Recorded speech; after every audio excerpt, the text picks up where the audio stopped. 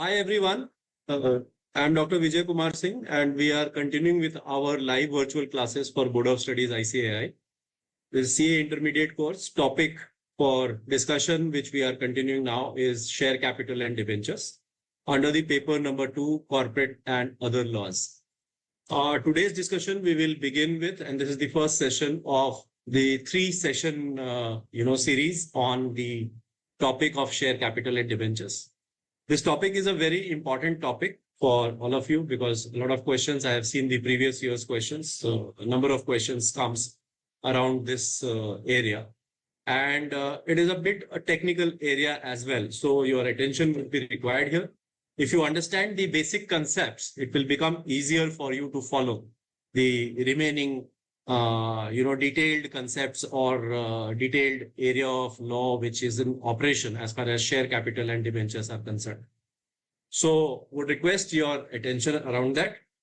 I understand that this is the festival week and that is why we are able to see the attendance is a bit short, but that doesn't matter. The people who are joined, good. It is a very important topic for all of you and I'm sure you are going to, be benefited with that while we discuss this. Coming to the point, if you see the chapter 4, this is the learning outcomes of the chapter 4 and you can have a look at it. It is a very elaborate learning outcome. It starts with A and ends at M. So I have bifurcated them into 3 major parts, and that is how we are going to cover it in 3 different sessions. The first session that is today, we are going to cover about the kinds of share capital, what is share capital, how it works. Then we are going to understand about the basic requirements of issue of share certificates, what are voting rights, and how the shareholders' rights can be varied, whether there can be a variation in shareholders' rights. This is something which we will also discuss. Then we will try to understand about the COLs and unpaid shares. What is the issue of that? Then we will also see about the time period permitted for delivery of certificate of securities. This is the portion which we will cover in our first session. Then you can see the remaining sessions. I will definitely share the slides with you, so you will come to know about this. This is also very much there in your course material, which has been shared with you. So this is in continuation with that. So without wasting much time on this, let us begin with the session. Now, if you see the overall learning outcomes, this is covered basically in your Companies Act, and Companies Act specifically covers this in these following sections, that is 43 to 72. This is the section which are covered in the Companies Act. So the portion which we have discussed just now gets covered there. However, in your syllabus, I find that there are certain sections which are exempted from your understanding. However, briefly, I have touched upon them as well so that you have an understanding about it as an additional reading. These sections are section 44 and 45, which talks about nature of shares and debentures and numbering of shares. Section 60 and 65, these are the sections which are also not part of your syllabus. And section 72, which talks about power to nominate. This is the section which is not applicable for you as per your course material. Now, if you see your course material, they are bifurcating these into 2 parts. One is concept relating to debentures and the other is concept relating to shares. Debentures definitely are a different kind of an instrument. We will talk about it in our last session. And shares are a different securities, though both of them are securities. As per the Securities Contract Regulation Act, the definition of securities, it includes both share capital, shares and debentures, as well as it includes scrips and many other terminologies are utilized, including derivatives in the definition of securities. That is again not part of your syllabus, but just for your understanding, I'm telling you that. In terms of the sections, if you see section 43 to section 51, this is the sections which we are going to cover today. Remaining sections we will cover in the next classes. As we have seen from our previous sessions also, that a lot of ground gets covered by way of rules. So if you see in our company law, we find that there are a number of areas in which they are discussing about the rules, or you will find it is mentioning as prescribed. So wherever you find that there is something which is like as prescribed, there must be some rule which will be there. And you have to have a look at those rules to understand it, right? So here also we will be making some reference to the rules, like companies share capital and debenture rules 2014 is one of the rules which is applicable majorly in this chapter. And the concepts, we will also refer to some of the rules under the company share capital and debenture rules of 2014, right? Now, let us move further and talk about the capital structure. I would like to explain this by way of this diagram, and this actually sums up the way the capital structure is arranged. And if you will see, every company is supposed to have an authorized capital, right? So Section 2(8) of the Companies Act defines authorized capital or nominal capital. And it states that it means such capital as is authorized by the memorandum of company to be the maximum amount of share capital of the company. So this is the authorized capital or nominal capital. No company can raise money beyond this amount. This is something which is mentioned in the memorandum of association. I would like to basically, understand from you as to what do you think will happen in case someone does not follow this or raises a capital beyond that amount? Can you answer that? Any one of you? You can use your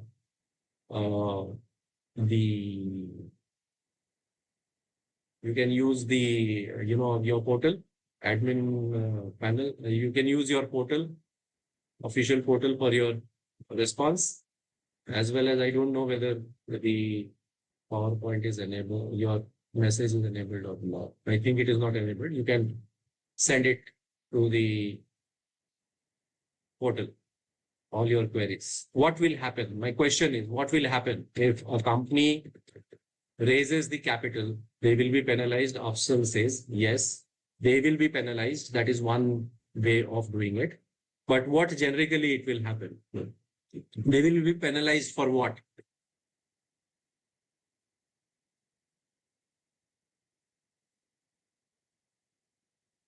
It will be void. Okay, Tejaswini says it will be void. Is it the term? It will be void. It shall be void as they are going beyond the memorandum. Okay.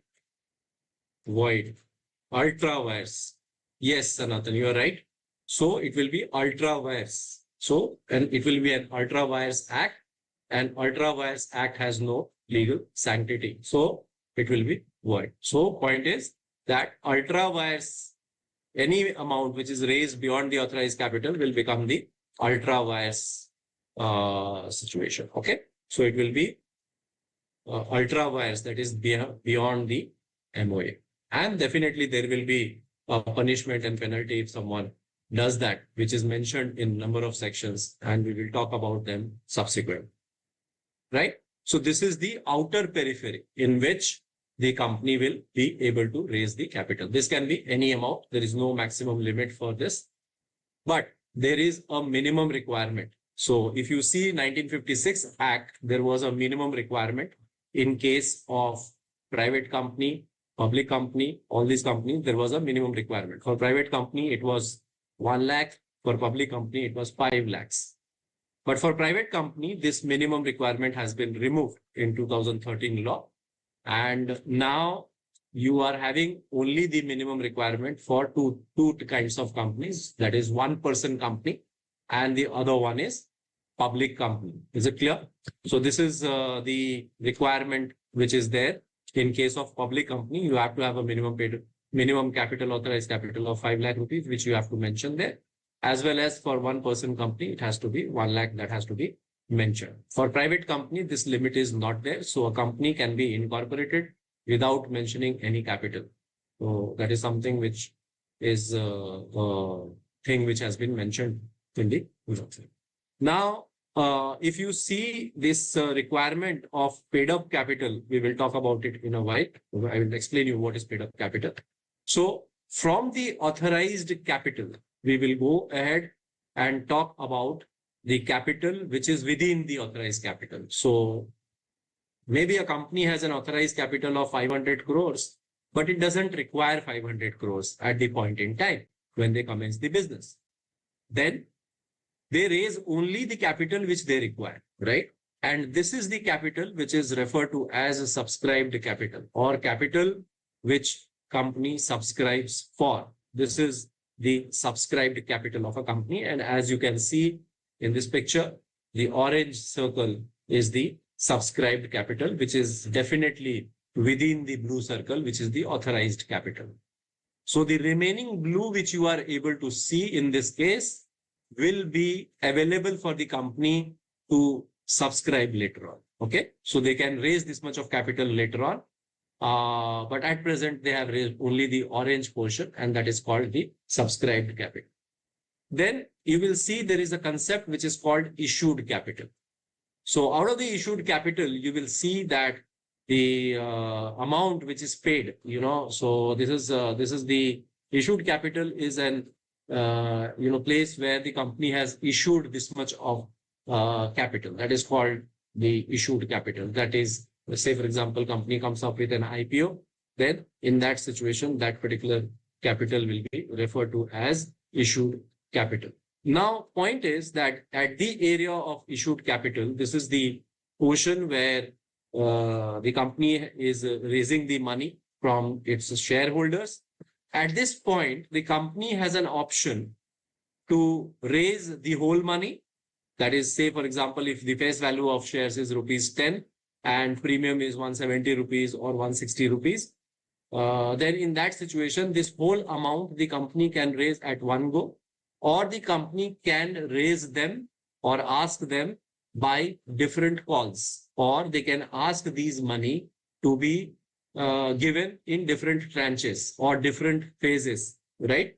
So that gives the concept of paid up and unpaid capital. So the amount which the company calls for from the share subscribers is referred to as paid up capital. Okay.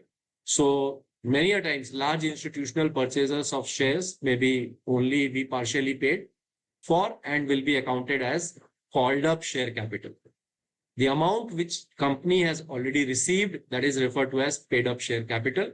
The remaining amount which is not paid up is called the unpaid capital, which the company will always have a area of the area which will be available, the amount which will be available to them for raising later on. So in case of unpaid share capital, the amount which remains can be raised by the company in different situations. So if it needs the money, invariably the liability of the shareholders who have taken those particular shares will be to the extent of the amount which is remaining unpaid, right? So at the time of the winding up, the unpaid amount will be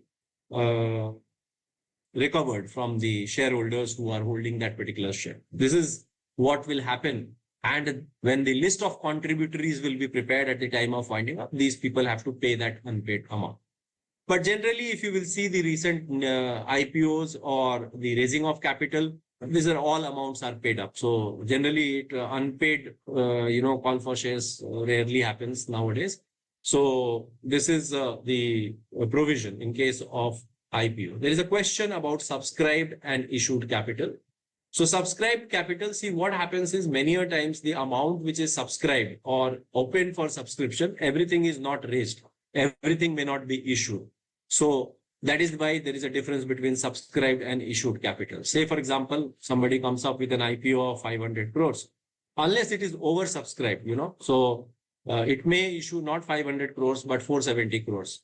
So that 470 crores will be the issued capital. Remaining one is not the issued capital. However, it was a subscribed capital because that subscription was issued. I hope this clarifies your doubt on issued and subscribed capital. If you can have a further reading on that, that will more clarify it. So this confusion I also had, but this is the clarification on that point. Now, let us, move further. And I hope this is having a clarity in your mind. Authorized capital, subscribed capital, issued capital, paid and unpaid capital, right? So the remaining green portion, which you are able to see, is an unpaid portion. And the purple and green are the issued capital. The purple, green, and orange are subscribed capital, and everything under blue is authorized capital or nominal capital of the company. Now,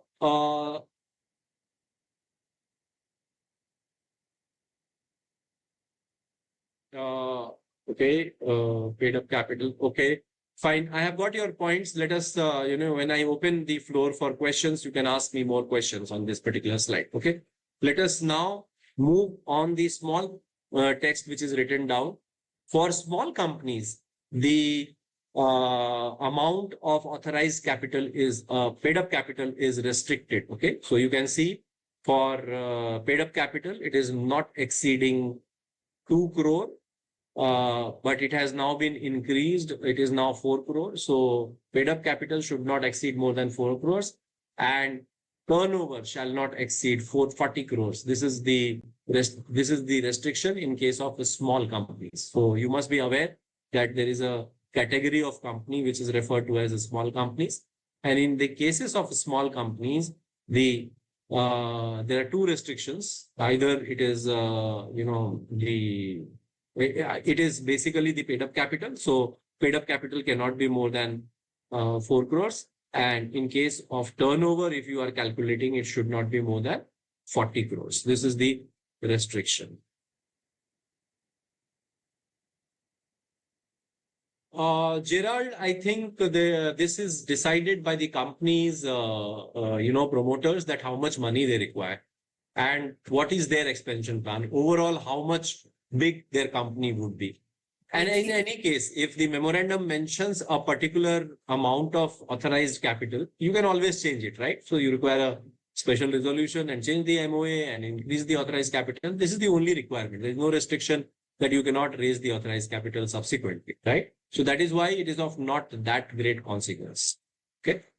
Now, let me move further and talk about some more information which talks about nature of shares.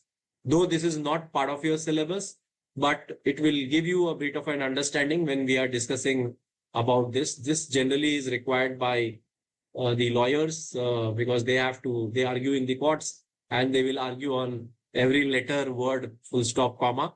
And that is why nature of shares explanation you will find in many case laws also it is provided, right? So the definition of section 44 says nature of shares or debentures. It says shares or debentures or other interest of any member in a company shall be a movable property which can be transferable in a manner as provided in the articles of the company. You are aware that there is a restriction in case of private companies in terms of transferability of shares. So it is not just, as liquidable as a public company. And this differentiation we have already seen. But from the perspective of the Transfer of Property Act, it is a kind of a transfer. Then section 45 talks about numbering of shares. And why I am discussing this numbering of shares, because this numbering becomes of no consequence when there is a depository. So I will explain this in a bit detail so that you understand it, what we are talking about. So section 45, which basically you don't have to remember, but it says every share in a company having a share capital shall be distinguished by its distinctive number. This is what it says. But this is something which applies only in case of physical shares, right? Or shares which is in a physical form. But this provision does not apply to the shares which are held by a person whose name is entered in the holder is entered as a holder of beneficial interest in such records of the depository. And depository is defined under the Depositories Act of 1996. So see, the things have changed over the period. And over the period, we have moved from the physical regime to electronic regime. So when the Depositories Act 1996 came up, objective of this law was to dematerialize the physical shares. There were many difficulties with physical shares actually. So physical shares will torn out, it will wear out, it is prone to stealing, somebody may steal it. It used to take a lot of time for transfer of shares. We will talk about transfer of shares in our next class, but it used to take a lot of time for transfer of shares. Once you want to transfer the shares, you have to send the certificate, make an application, then that share certificate will be cancelled, then it will be sent back to you. Many a times it used to take a longer period. And that is why the innovation was brought, and they said that why not to hold shares in an electronic form? When you hold the shares in an electronic form, things becomes easier. The transfer becomes easier. And for that purpose, just like we have bank account for holding our money in electronic form, there are depository participants which hold shares or your securities or in electronic form for you people. So you open an account with a depository participant for that purpose. So basically for a depository system, there is a depository. So there are two depositories which are there, which basically hold shares of companies in an electronic form, or they facilitate all the shares of a company to be held in electronic form. That is called NSDL and CDSL. That is National Securities Depository Limited and Central Depository Limited. That is what is the name of CDSL and NSDL. These are the two depositories. One is associated more with NSE, other one is with BSE. These are the two topmost stock exchanges which we are having. Then this is an example of a company shares. So you can see this is what will be visible to you. So you can see here there are a number of terms which are there. There is a code of the stock exchange. Then you can see the National Stock Exchange code. And then there is an ISIN number. This is a 12-digit number which is allocated to a security. So if it is a debenture, number will be different. It is a share, hence its number is different. If it is a different class of security, every class of security is given this number that is called ISIN number. This number is there to identify the security in an electronic form. Other than this, there is no other identification. So you cannot identify a share held by Vijay Kumar Singh or a share held by Vinay Kumar Singh. There is no differentiation between that in an electronic form. And there is a term for this. This is called shares are in a fungible form. Fungibility comes up. So FUNGIBLE, fungible form. Why? What is fungible form? That means you cannot identify the shares from each other, right? So this is what is called a fungible form. You cannot identify the banknote, which banknote is yours in the bank account, right? So this is what is called fungibility. Now, when you talk about the depository, you cannot open an account with a depository. There will be a depository participant, which is actually a member of depository with whom you can open an account and keep your shares there. So for example, there is one example I have given you in this slide, ICICIdirect.com. Likewise, there are a number of banks which are having this services of depository participant. So one opens an account with the depository participant. Generally, people open an account with the bank account in which they are having their account, because there is a facility of ASBA or blocking your account for if you are purchasing the shares, if you are doing trading. So these are linked. It becomes easy. Facilitation is easier for you if you want to purchase the security, because whenever you purchase the security, there is some transaction time. Though this transaction time is now very much reduced, it is T+1 now. That is the trading day plus 1 day. Previously, it used to be longer days. Now, since time is reduced, it becomes very easy, but it is still not instant. as NEFT. Okay. It takes some time to materialize the trade. So whenever you will make a order for purchase of securities, your bank will block that much of amount which it has to be paid to for materialization of that trade, right? So this is something which depository participant does in consultation or in coordination with your bank account. So this is the role of the depository. So you can see this is how the demat account works. Every person will have a demat account, buyer and seller, and through stock exchange they will sell and buy. And the role which depository participant will play is of earmarking of funds and transfer of shares from one account to the another account. This is what is the role of. This is all electronic transaction. As I told you, National Stock Exchange and Bombay Stock Exchange, these are two prominent stock exchanges which facilitate these trades. Other than that, for doing all this trade activity, there is also a clearing corporation. These are not part of your syllabus. Just for your information, I'm telling you so that you understand how depository work, because many times things will come up and then you should not get confused about. So this understanding is very much clear, I hope, to you people. Now let us move further and talk about the provisions. Okay. If you have any questions at this point in time, I will be happy to answer any questions which you have till this point. Yes. Any questions from anyone?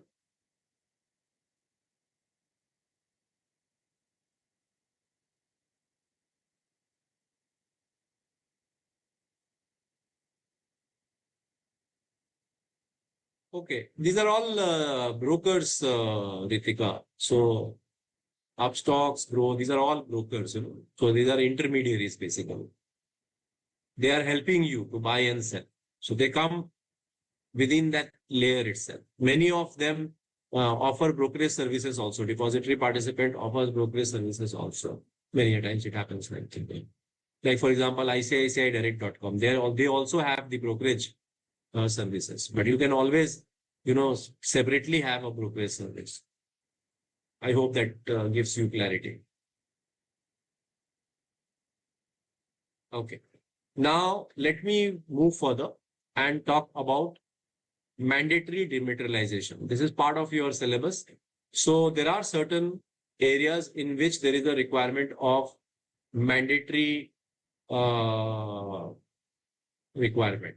Yes, Kiran, in case of authorized capital changes, there are a requirement of fees which needs to be paid, because the authorized capital, as per the forms, there are different slabs given for authorized capital. So if you change, then those remaining fee has to be paid if you increase the capital, as well as there will be some small filing fee or something which will be required to be paid in case of changing in the authorized capital. Okay.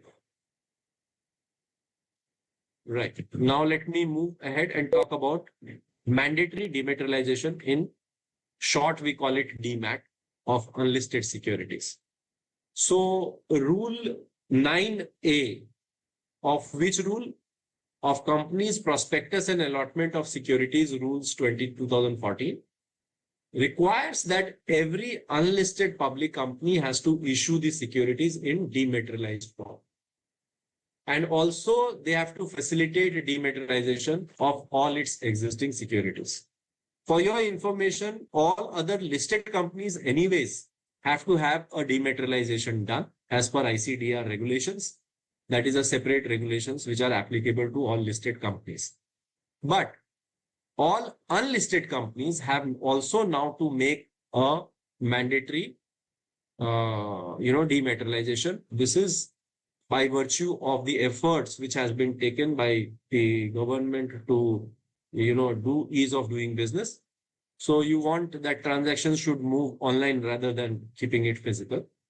So according to Rule 9A, Subclause 3, every holder of securities of an unlisted public company who intends to transfer such securities on or after October 2018 have to get such securities dematerialized before the transfer. So what the rule is saying?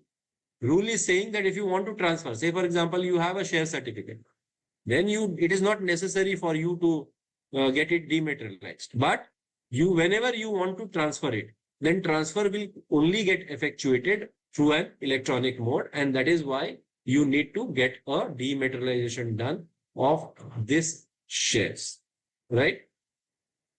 Now, there are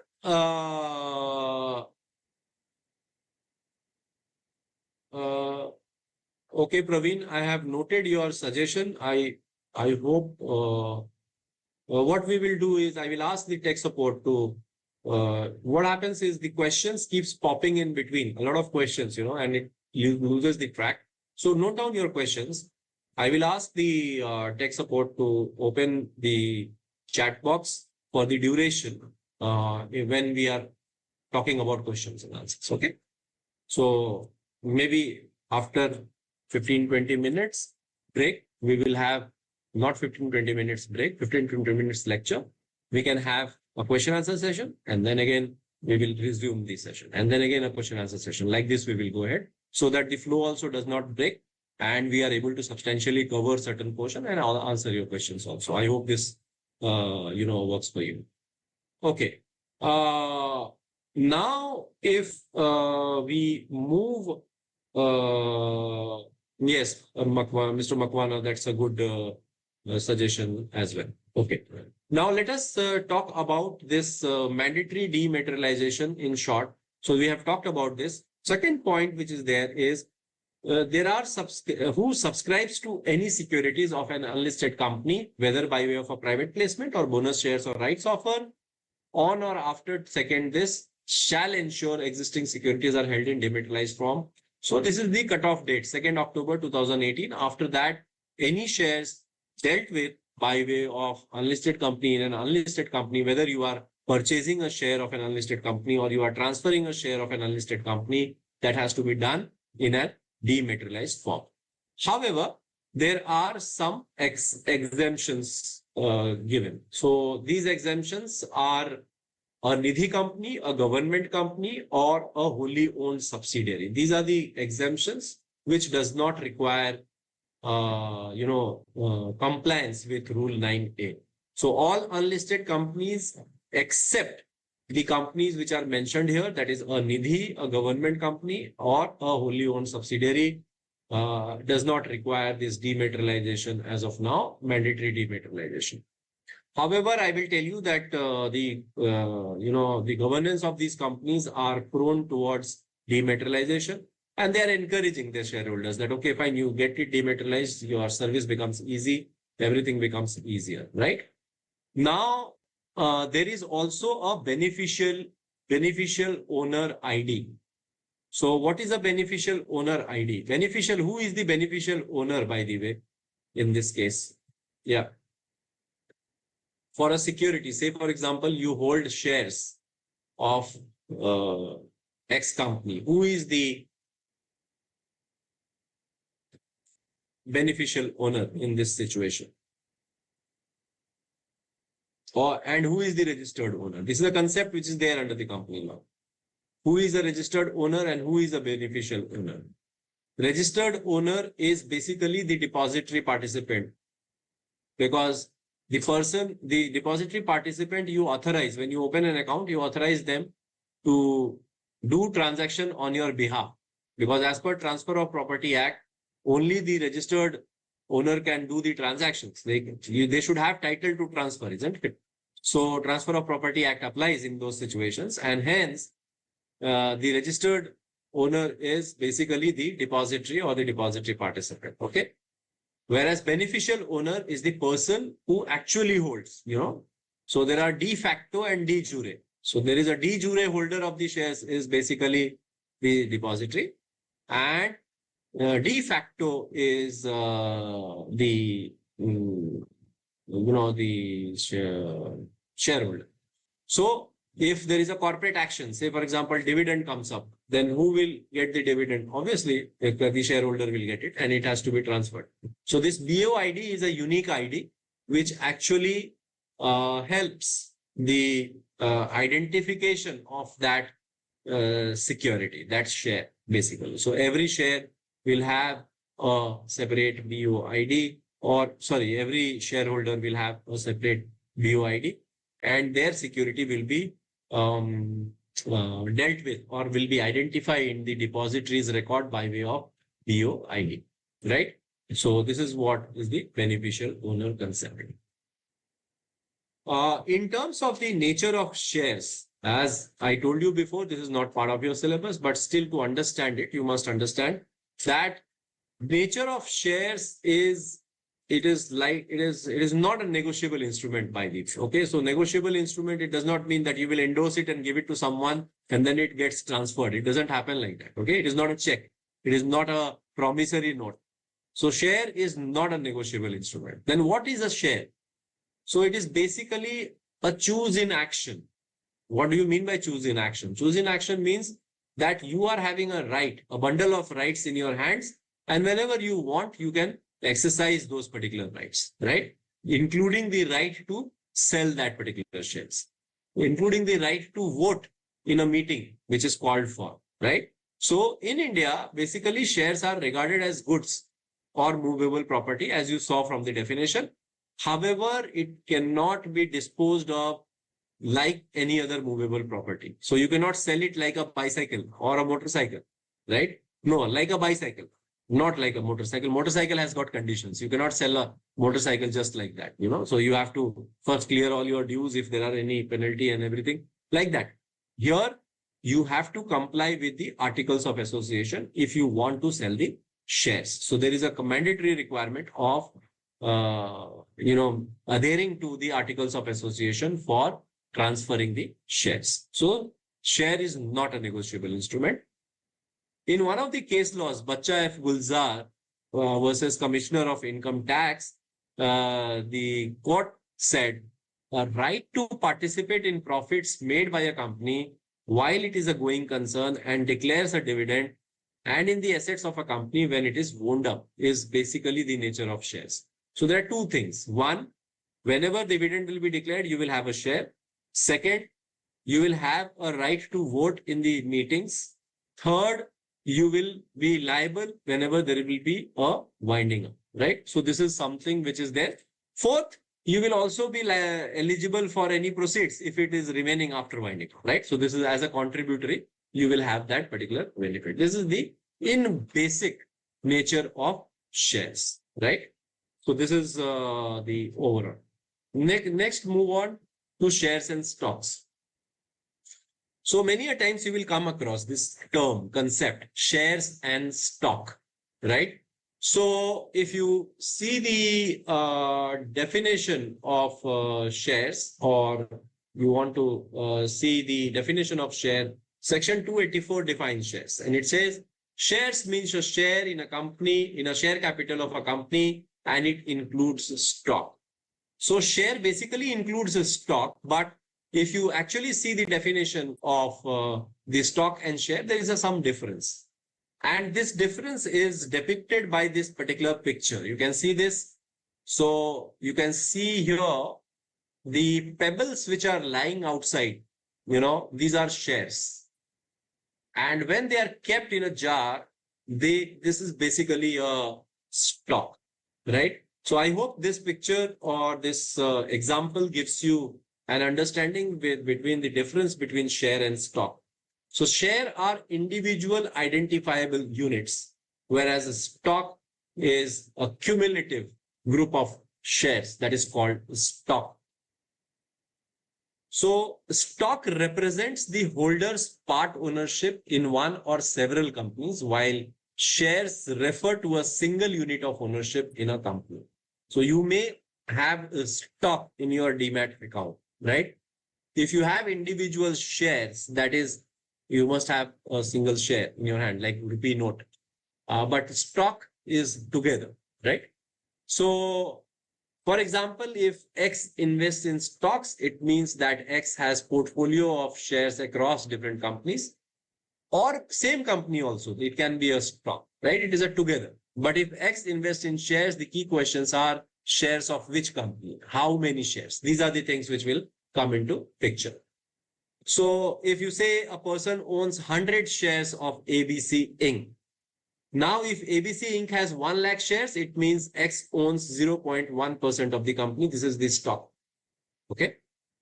Now, there are some basic difference between shares and stock. Share has a nominal value. As you said, as I told you before, it has got a value. Stock does not have a nominal value because it is a group of shares. So it may not have a nominal value. Share has a distinctive number which distinguishes it from other shares. This is except a situation where you are holding a share in demat form. If you are holding a share in demat form, they will not have a different number. What is the term which I use for that? When the shares are not having the numbers, can you type it? Any one of you? Can you provide the answer? What is the term used for it? I just used it. No, it is not beer. Fungly. Tejaswini, it is not fungly, it is fungible. Okay. Very good. That's a good attempt. Yeah. It is called fungible. Fungible. Fungible form. Okay. So shares are fungible in case of demat. There cannot be distinctive number. Stock bears no such number. In case of stock, there is no question of numbers. Originally, shares can be only issued. So you cannot issue a stock. Share has to be issued. A stock cannot be issued. Shares may be fully paid up or partly paid up. However, in case of a stock, it has to be mandatorily fully paid up because a company cannot make an original issue of stock. Stock can be issued by an existing company by only converting its fully paid up shares into stock. I hope this gives you the clarity.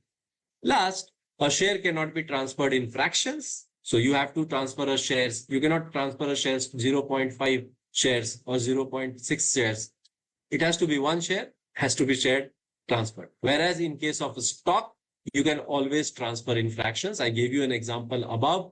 0.1% of the company is being held by ABC Inc. Right? So this is 100 shares. But if you can you transfer the share, one share, you cannot bifurcate.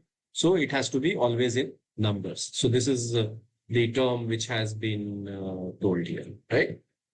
Okay. Now let us move ahead and talk about section 61. So according to section 61, subclause C, a limited company having a share capital after completing certain formalities can convert all or any of its fully paid up shares into stock and reconvert that stock into fully paid up shares of any denomination. So this is the flexibility which has been given to the companies to convert their shares into stock, stock into shares, right? So depending on the situation, they can do that, right? Now, let us move ahead. शुद्ध balance sheet Yes. हो लिया Yeah. ठीक है sir Go ahead. Anybody wants to say something? ठीक है sir please Yes. Hello.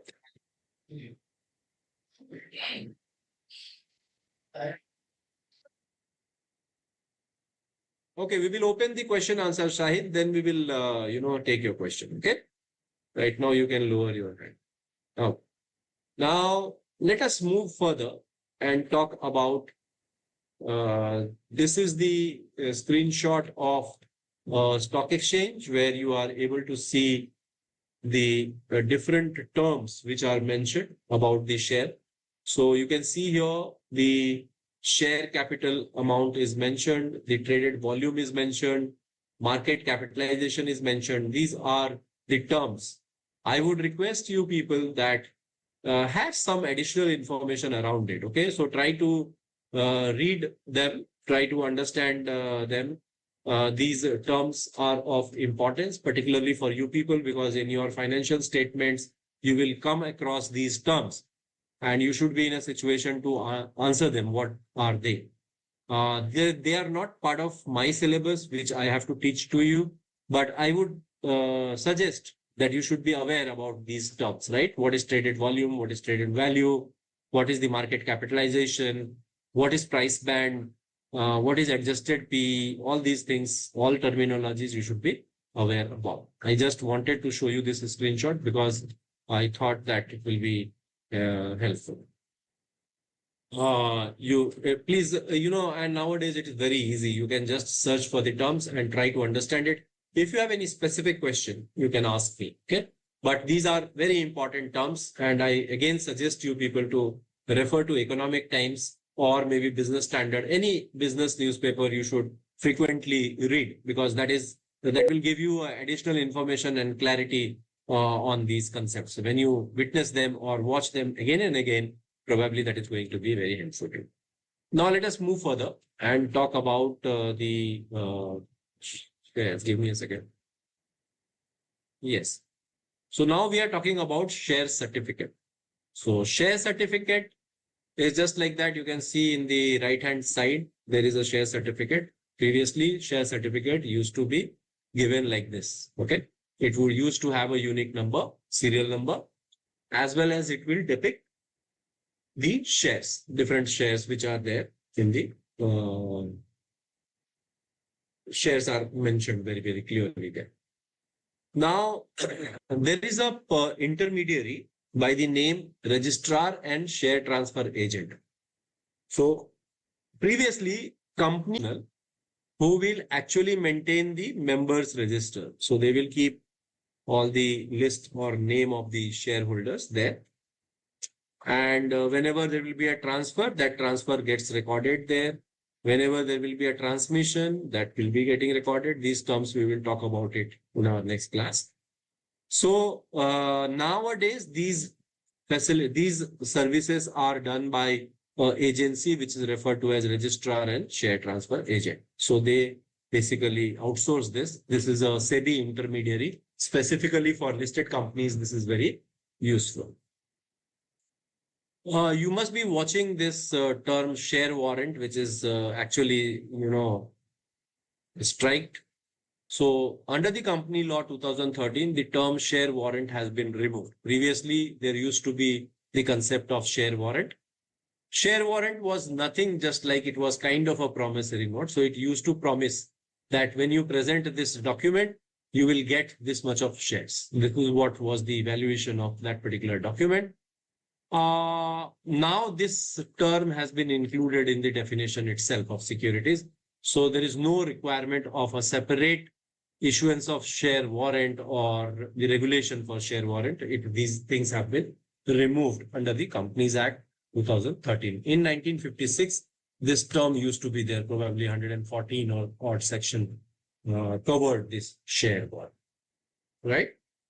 Now, let us move further and talk about share certificate. So what does its share certificate provision says? So share certificate has been defined, if you see in section 46, as well as you need to refer to the rules 5, 6, 7 of the company's share and debenture rules of 2014, right? This defines share certificate and it regulates share certificate. So the definition of share certificate, it says a certificate issued under the common seal, if any. Previously, it was a mandatory. Common seal has now been removed, that you are aware. Hence, now it is optional. If a company is having a common seal, then common seal will be there. Otherwise, there is no need for a common seal.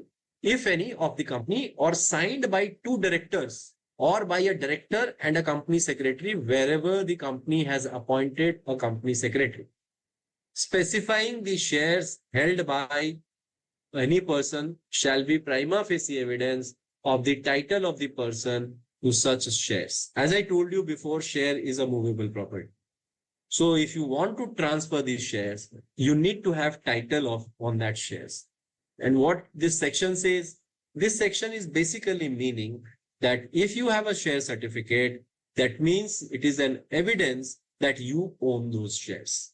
So share certificates are not shares actually. These are certificate evidences that you are having a share, right? So this is the legal jargon. Don't go into the depth of it, okay? So lawyers are like that. They frame the language like it. Now we are talking about simplifying these languages. But as it stands, let us talk about it as it stands as on date. So what it is saying? It is saying there should be two directors, either two directors or by a director and a company secretary, jahan pe bhi company secretary hai. So if you will see here in this share certificate, there are 3 signatures. If you see the Bank of India share certificate there, okay, at the bottom, you can see there are 3 signatures. So minimum is talked about in the share certificate. There may be more signatures. It doesn't matter. Now let us talk about the, just a second. Slide is stuck up. Yeah. A duplicate certificate. So whenever there will be a share certificate which gets lost. Now see, this is what is one of the important problem of the physical share certificates. If the physical share certificate is removed, then this problem will go away. Everything is online, so there is no question of duplicate, right? So a duplicate certificate of shares may be issued if such certificates is proven to have been lost or destroyed. So somebody has to file an affidavit. There is a long process. You have to file an FIR, then file an affidavit, get some order, and then apply to the company, then they will issue. This is how it works. Then has been defaced, mutilated, or torn and is surrendered to the company. So even mutilated shares, you cannot say कि नहीं गल गया, खराब हो गया. You have to present those, just like mutilated notes. I don't know whether you people have changed the notes or not in going to RBI. Similarly, it has to be changed with the company.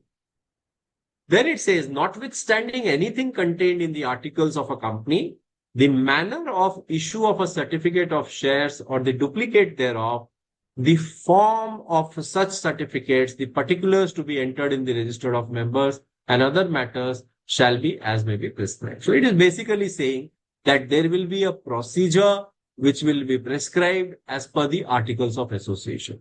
So articles of association gives detailed regulation or detailed mechanism of maintaining the share certificates or issuance of duplicate share certificates.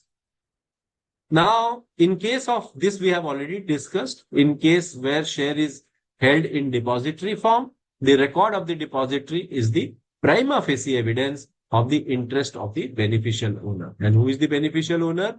The shareholder is the beneficial owner.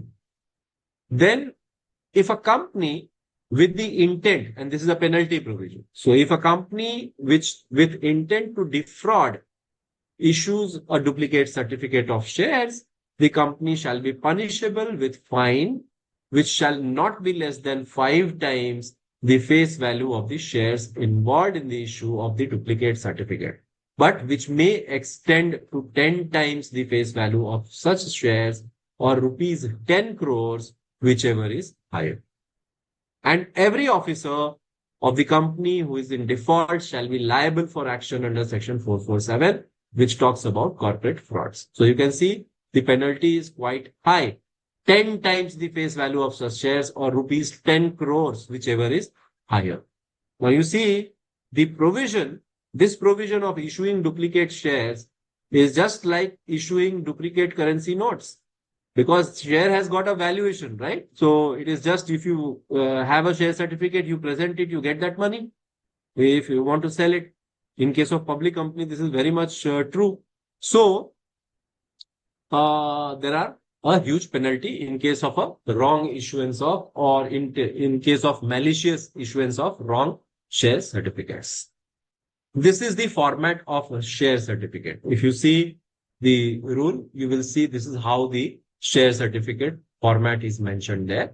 So this form tells you that. So you can see here, you can have a look at these particular shares. So it gives you that information, right? So it is basically this is to certify so and so company as per the memorandum and articles of association, equity shares of rupees so and so of nominal value, and this much of paid up, and certificate, there is a register folio number. All these details needs to be mentioned, right? So this is the format. Now, section 89 and 90 talks about the concept of significant beneficial owner.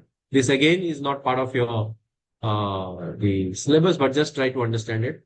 Information on significant beneficial owner and beneficial ownership has to be filed with ROC. There are 2 forms, BEN 2 and NGT 6, under which you have to give this information.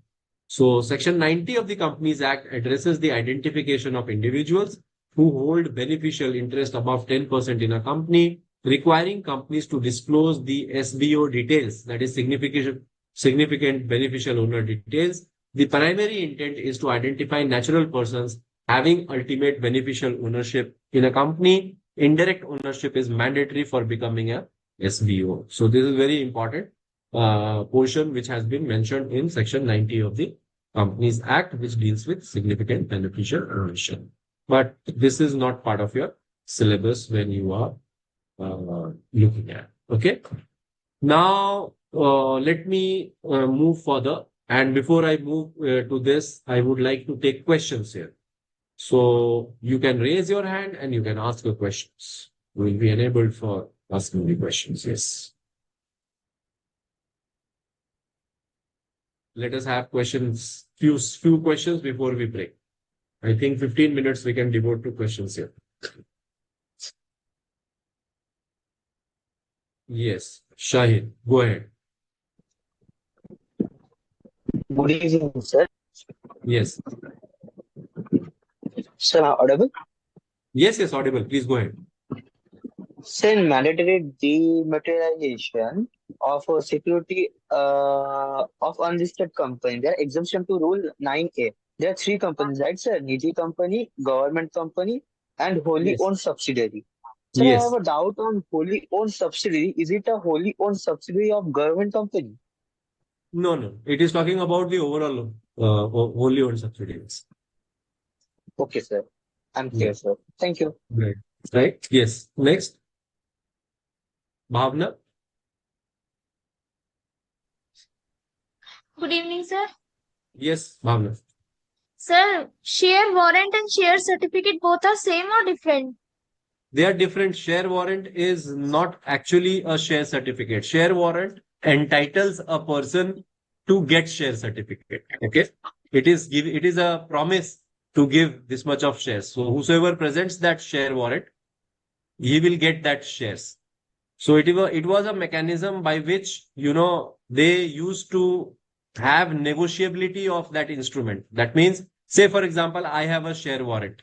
Then if I have to transfer it to Bhavna, I will just give the share warrant to you. I don't have to do any endorsement or written or anything. So previously, this transfer of shares used to be a very long drawn process, and if you want to use share like an instrument which you can transfer easily, so you used to have the share warrant. But now things have changed. Now it is an online platform, so it is easier. So you don't require share warrant, and that is why under the Companies Act 2013, share warrant has been removed. It is no more there. So hence, answer to your question is these are two different things. Okay. Sir, in case of dematerialized form, listed company need to issue securities in dematerialized form. Yes, as per ICDR regulation. Okay, ma'am. Sir, for the listed company, it is mandatory. Yes, under the ICDR regulations. If you go under the ICDR regulations, it is because IPO cannot be issued in physical form. Okay. And sir, for unlisted company? For unlisted company, we have already seen 9A. Okay. Sir, what is prima facie? Prima facie. These are all legal terms, Bhavna. So I use many legal terms. Prima facie means on the face of it. You don't have to prove it. Okay. Okay. Sir, what is fungible? Fungible, I have already explained. It is something wherein you cannot identify, right? So you saw, like say, for example, in the glass of water is fungible. You cannot identify which drop it is. Okay. You are having money in your bank account. You cannot identify which note is there in your account. Okay. That is called fungible. Okay. Okay. Sir, in case of depository, each individual have need to open their depository account? In case of, come again, what was the question? Sir, in case of depository, each depository have need to open their depository account? No, why depository will open a depository account?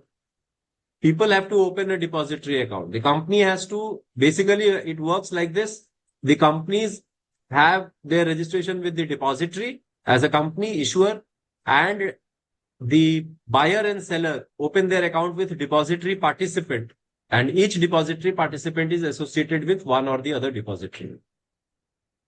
Okay. Sir, one more doubt. Sir, how to prove? You are having so many doubts, Bhavna. Others are waiting. Can you ask the questions Sir, after others ask one more? Yeah, go ahead. Sir, only one more. Yes, Sir, how go to ahead. prove? Sir, how to prove there is a mutilated or tone of the share You don't have in case of to duplicate? prove. No, if it is a mutilated document, it will be visible, isn't it?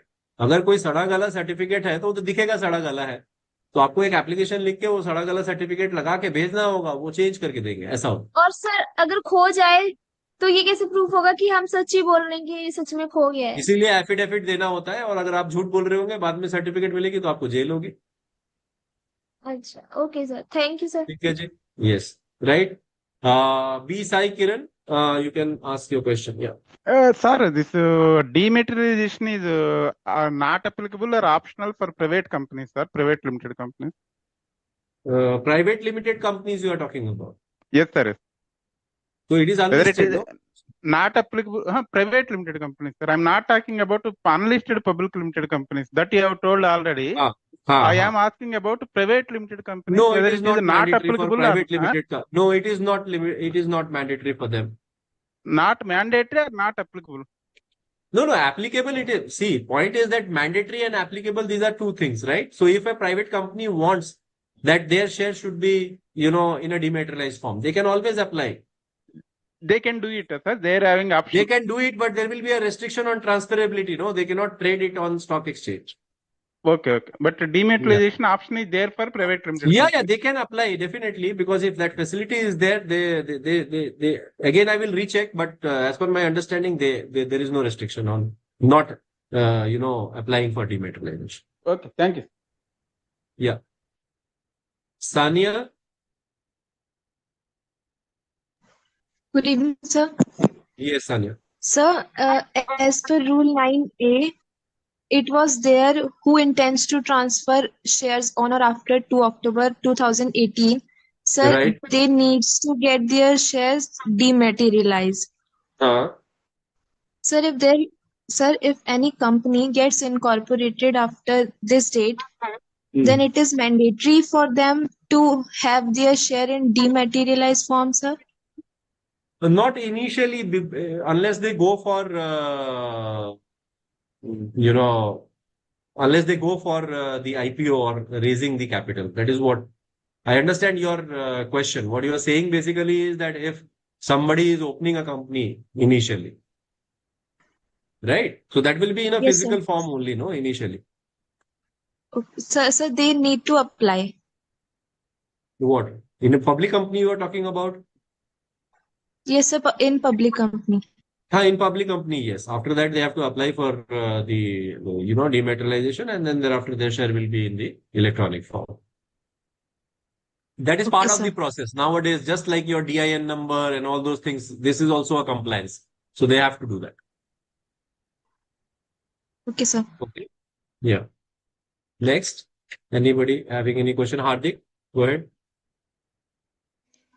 Sir, Yes. sir, I need two clarifications. One, in relation to depository.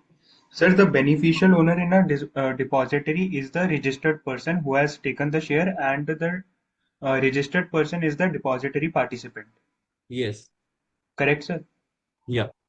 And sir, second, sir, in relation to section 89 and 90, these Ben 2 and MGT 6 is in relation to the Binami shares.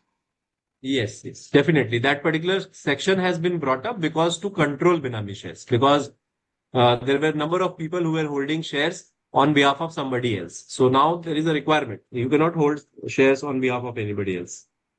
Only in relation to if the value exceeds 10%. Yes. Okay, sir. Thank you, sir. Right. Yeah. Kambeshwari, go ahead.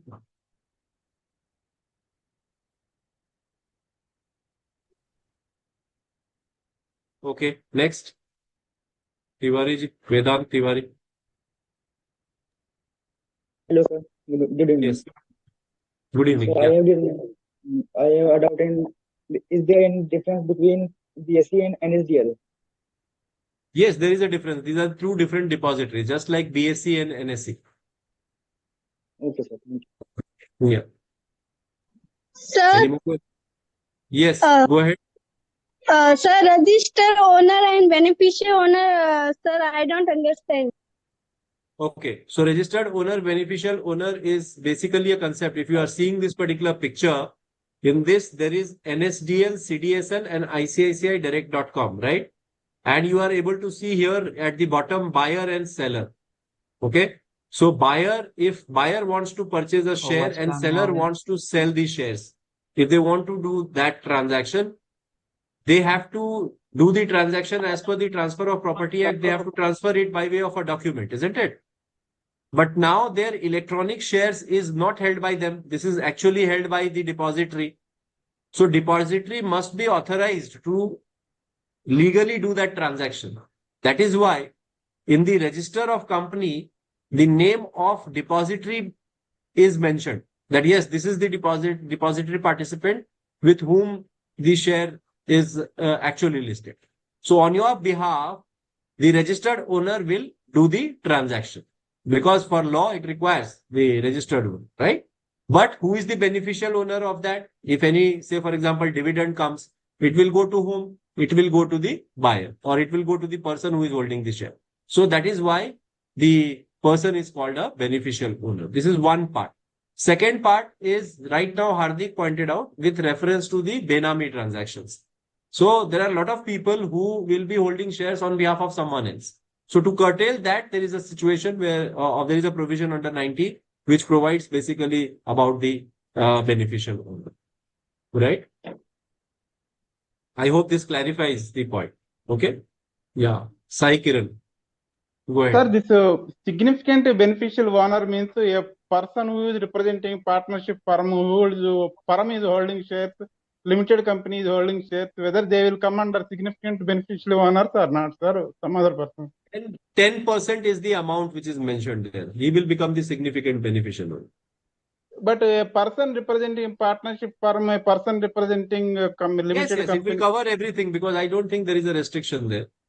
No, not restriction, sir. Whether they are called by beneficial owner or what they will be called, that I must, what they will be called. We can call by them as. Holding, say for example, a company is holding the share in its own name. Yes, sir. Or partnership firm is holding the share in their own name. Yes, sir. There is no concept of significant beneficial owner. Only in situations, say for example, BSI holds the share on behalf of a firm. Okay. Then company will be the significant beneficial owner. BSI Kiran will not be the owner. Are you getting the point? Okay, but authorized signatory will be called as, sir. A firm is having authorized person to operate the transaction. That person will be called as. No, that person will not be called significant beneficial owner because they are holding the shares on behalf of the company only. So they will be beneficial owner. Yes. Okay. Okay. Right. Yes. So I think this is I have answered almost all your queries. What we will do is we will take a short break here, and then we will proceed with the next of the session. How many minutes break you require? 10 minutes is fine because we have to cover many things. So let us meet at I will give you 14 minutes. Okay. So 7:25 we meet. Is it fine? 7:25. We will resume this. Yeah.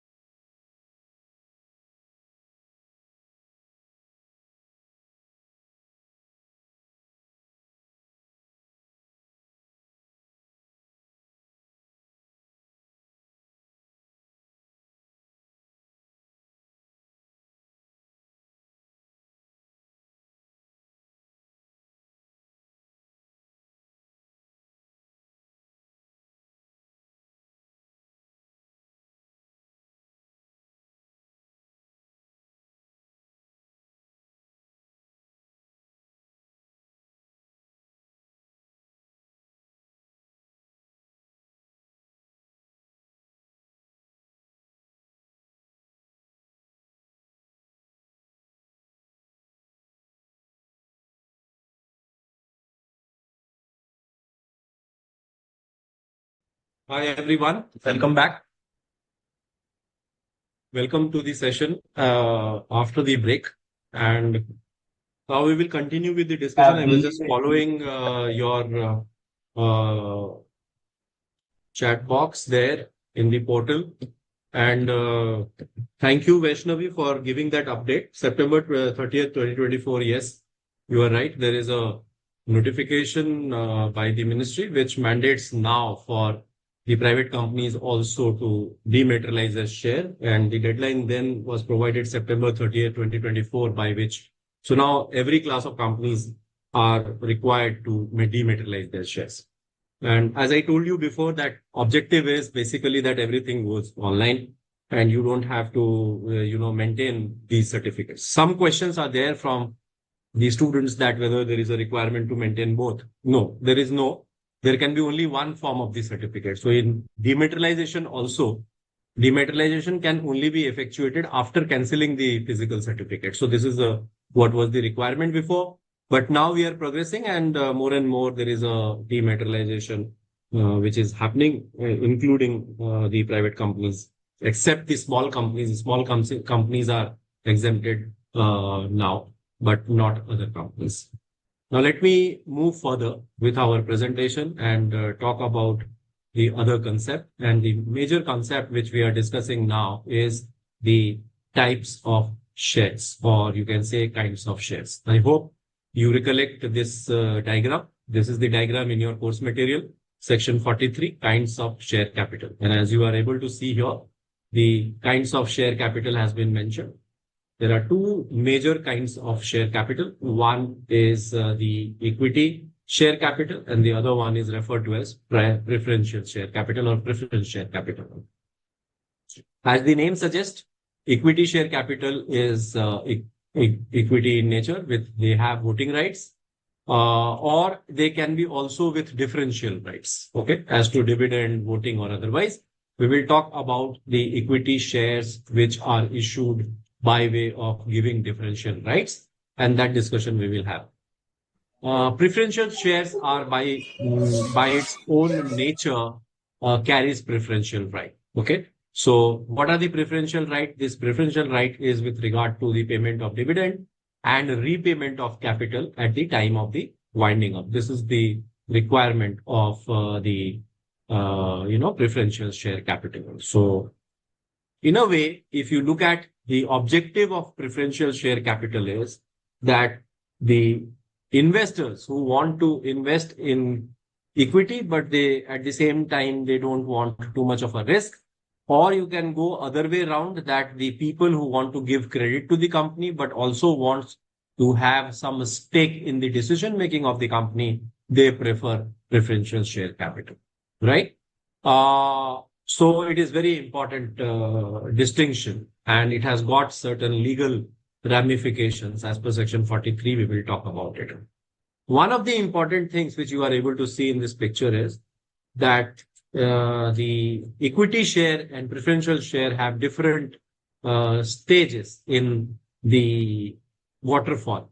What is a waterfall? We are referring to the mechanism of devolution of assets at the time of winding up. That is referred to as waterfall. Okay. So this is the overall part which is mentioned. Authorized capital includes all kinds of capital, right? So this is something which is there. Okay. Now let us move ahead. There are other kinds of shares also which are mentioned in the company law. Like, for example, you are having sweat equity shares. These are also a kind of shares. You can find the definition of sweat equity shares, which is given in section 2, subclause 88. And it says these are shares which are issued by the company to its directors or employees at a discount for consideration other than cash, for providing their know-how or making available rights in the nature of intellectual property or any other value addition, by whatever name they call it. So these are referred to as sweat equity shares. As you see the name, it is coming by way of sweat. Somebody has given their sweat. On the basis of sweat, they are getting some discount to get that equity shares. So this is a there are different other types also like bonus shares, etc. Now let us go into the provision as to what kinds of share capital says, section 43. So it says basically that the share capital of a company limited by shares shall be of two kinds. We have already seen those kinds.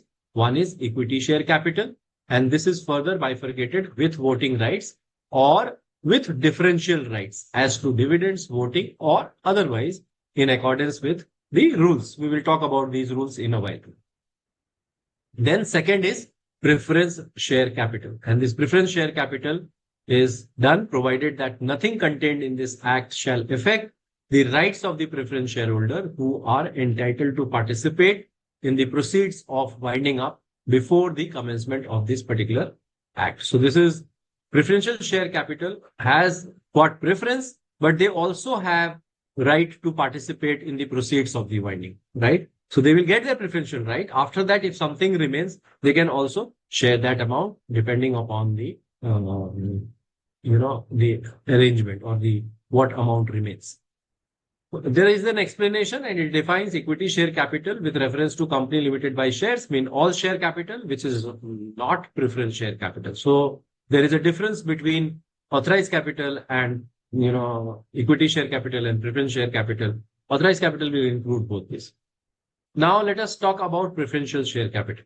So if you refer to subclause 2, it says preferential share capital with reference to the company limited by share means that part of the issued share capital of the company which carries or would carry a preferential right with respect to what? These are the two things for which there is a preferential right available to preferential share capital. What is that rights? First one is payment of dividend. Okay. So there is a special right to the preference shareholder for payment of dividend. Now these rights may vary. So either it can be a fixed amount, it can be calculated at a fixed rate, or it can be, subject to free. It may be either subject to free or subject to income tax. These different types can be.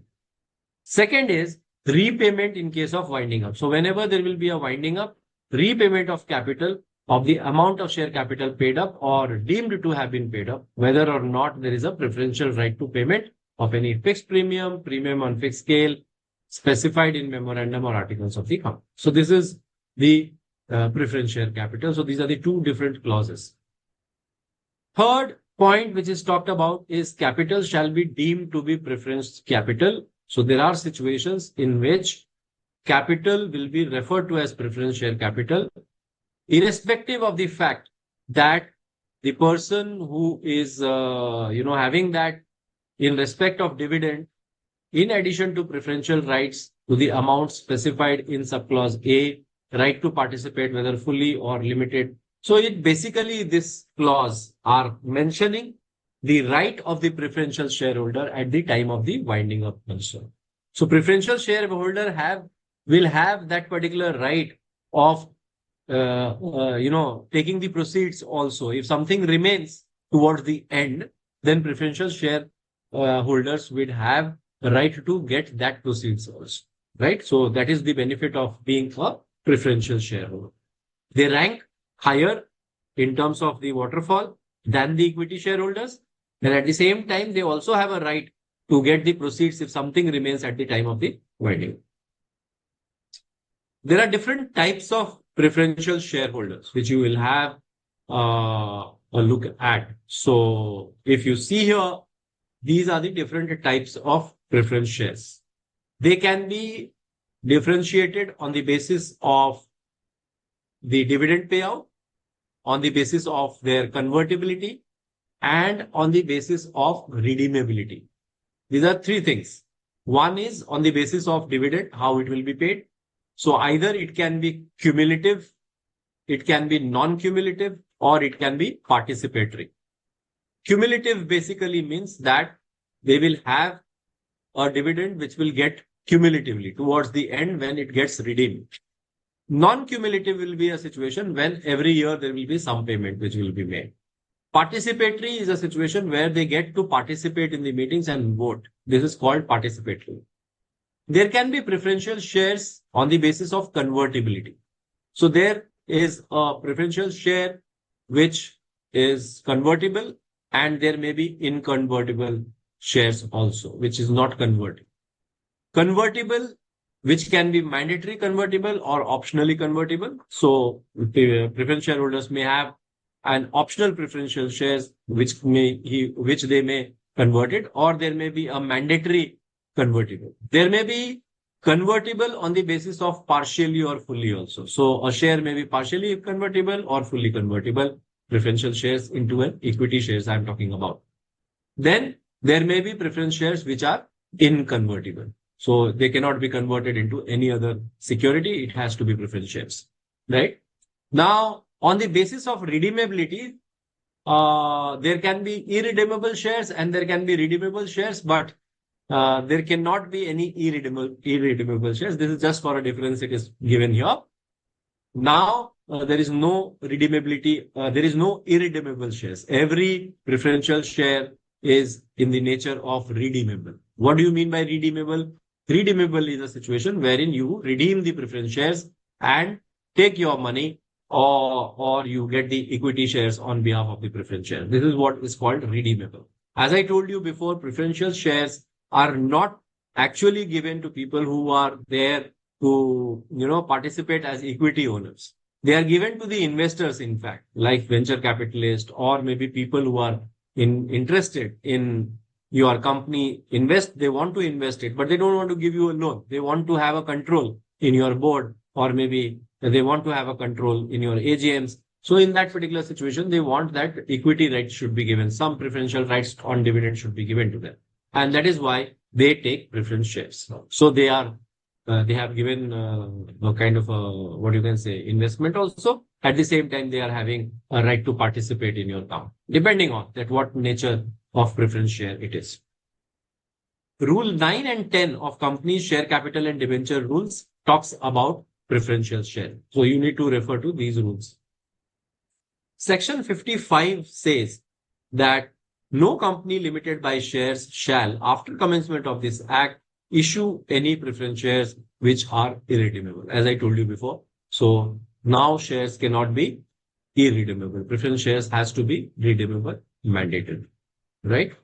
Now, when we talk about participatory, it is basically participation in the meeting or voting rights. Preference share having voting rights, preference share without voting rights. Now, let us move ahead and talk about something more in this section. And it says, a company limited by shares may, if so authorized by the articles, issue preference shares which are liable to be redeemed within a period of not exceeding 20 years. So the period of redemption is clearly mentioned, that is within 20 years. Any shares cannot be issued if it is beyond 20 years, except in situations of infrastructure projects. Infrastructure projects, why do you think is such a long period? Because infrastructure projects are longer projects. It takes a lot of time to build up that infrastructure, and hence in that situation, it may be exceeding 20 years, subject to redemption of such percentage of shares as may be prescribed on annual basis after 21st year. So they will be, in phase wise, they will be redeemed. This is what is a requirement of redemption of shares. Now, there are further proviso which talks about redemption of shares, and it clearly mentions no such shares. This is with reference to the infrastructure shares as well as the redemption of shares. And it says clearly that no such shares shall be redeemed except out of the profits of the company. So these are conditions which are meant for redemption of shares. So whenever you are going to redeem the shares, what does it mean? That you will be paying them that particular amount and then redeeming those particular shares. But when you are redeeming these shares, you cannot utilize the money lying in reserves or something. So there is a procedure for that, and that is mentioned clearly here. It says, no such shares shall be redeemed except out of the profits of the company, which would otherwise be available for dividend, or out of the proceeds of a fresh issue of shares made for the purpose of such redemption. So there has to be a specific issue for the redemption purposes. you cannot do it by way of reserves. Okay. Share premium account or reserves, you cannot use that money. No such shares shall be redeemed unless they are fully paid. So if preferential shares needs to be fully paid before it gets redeemed.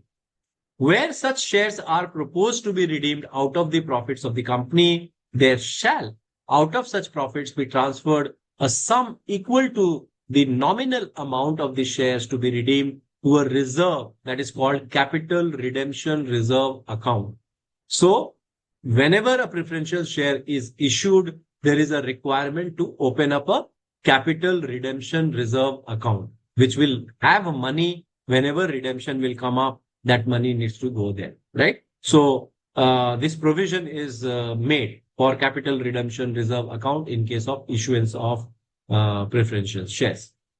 Now, in case such class of companies as may be prescribed and whose financial statement comply with the accounting standards, you know accounting standard well, which is framed under section 133, the premium, if there is any premium paid on this, then which is payable on redemption, shall be provided for out of the profits of the company before the shares are redeemed. So if somebody has bought a preferential share on premium, then that premium has to be paid before the share gets redeemed.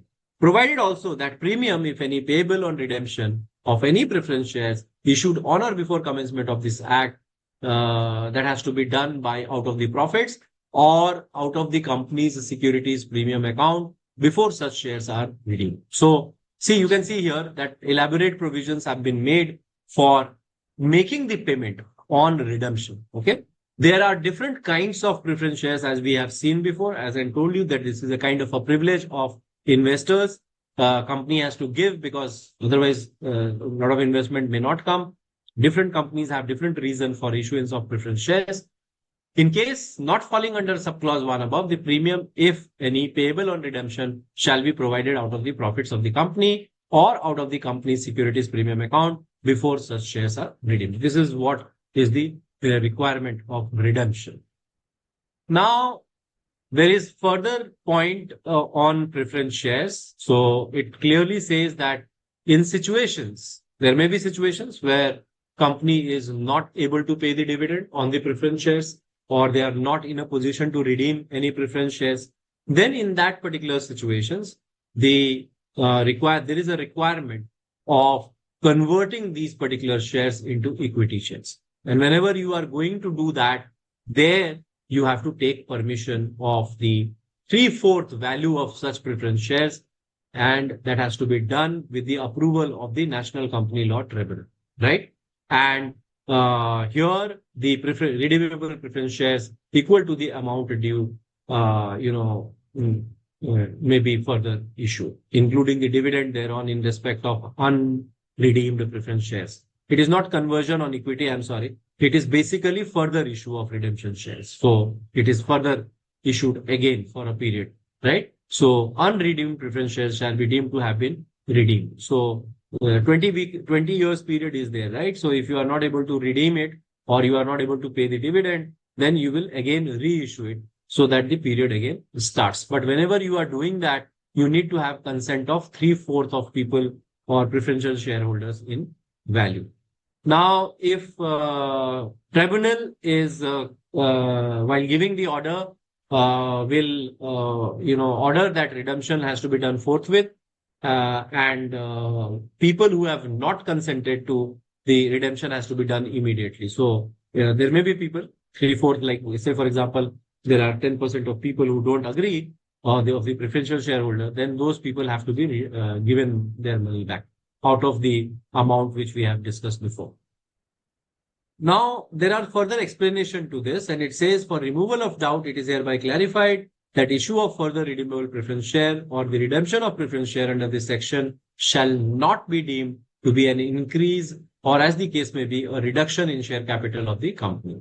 So see subclause 3, any action taken on preferential share with the approval of the tribunal will not be considered or hitting other provisions of reduction of capital or increase of capital, right? Because under the capital clause, there is a requirement that you cannot change these particular capital at your whims and fancies.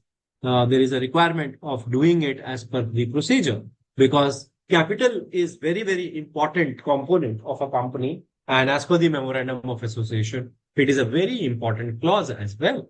And anyone who wants to change it has to follow the procedure, and company law provides detailed procedure for reduction of capital. We will talk about this in our future sessions as well. Now, the capital redemption reserve account, which we have discussed before, for preferential shares, it has to be opened.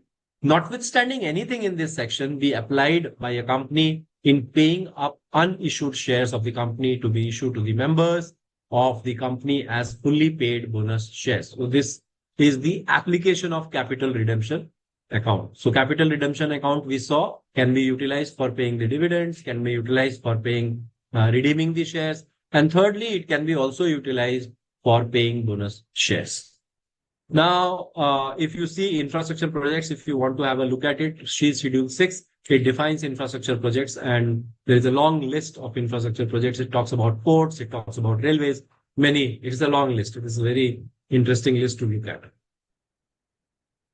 Now, let us have a look further and try to understand about Rule 9. As I told you that these rules are applicable for preferential shares. So we will have a look at them in a while briefly. Okay.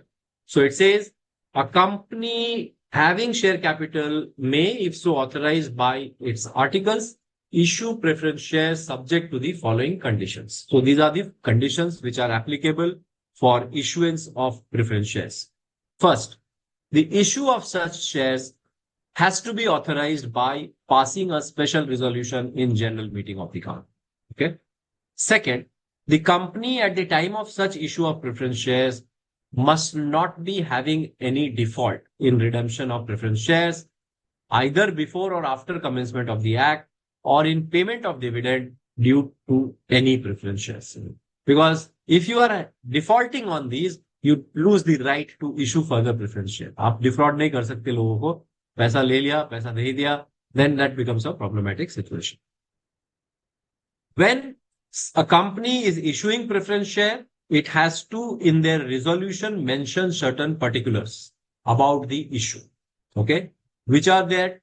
They have to mention the priority with respect to payment of dividend or repayment of capital vis-a-vis equity shares. So this right has to be clearly specified, that what would be your ranking at the time of the winding up, what would be your preference in times of payment of dividend. This has to be mentioned. Second, the participation in the surplus fund. So what is your right to participate in surplus fund? As I told you about bonus issue in our previous class. So what would be that particular? Third, the participation in surplus assets and profits on winding up, which may remain after the entire capital has been repaid. So we have seen that preferential shareholders can also participate in the assets and profits if it remains after winding up. Then in that situation also, the provision has to be clearly mentioned. Then the voting rights, whether the person will have the voting rights or not. Then the payment of dividend, whether it will be cumulative or non-cumulative. Then the conversion of preference shares into equity shares, what is the provision? And then the redemption of preference shares. These are the clauses which have to be there in the resolution which is getting passed in subclause 1 above. Third, the explanatory statement. There has to be an explanatory statement which has to be annexed to the notice of general meeting, because there will be a general meeting whenever a preference share will be issued, and this has to provide complete material facts on the following issues. As you can see here, there are a number of issues which are outlined here. The first one, what is the size and the issue and the number of preference shares to be issued and the nominal value of each shares. This has to be mentioned. It is just like your prospectus, or you can say IPO issue. So these terms needs to be disclosed beforehand before preferential shares are issued.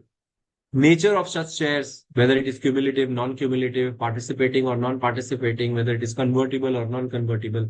So you can see here now, through this rule only you get the different types of preferential shares, right? Which we saw in that particular slide, a big chart which you saw. Now, the manner, the objective of the issue, why this issue is coming up, the manner of the issue of shares, the price at which the shares are proposed to be issued, the basis on which the price has been arrived at, on what basis price has been arrived, the terms of the issue, including terms and rate of the dividend on each shares, the terms of redemption, including the tenure of redemption, tenure of shares at premium, and if preference shares are convertible, the terms of conversion, the manner and mode of redemption, the current shareholding pattern of the company, the expected dilution in equity share capital upon conversion of preference shares. These all things have to be given because it affects the right of equity shareholder vis-a-vis the preferential shareholder. So it is very important to mention all these aspects for the perspective of transparency and equity. Now, where a company issues preference shares, then the register of members, which is maintained under Section 88, has to contain particulars in respect of such preference shareholders as well. So in the register of members also, this has to be mentioned.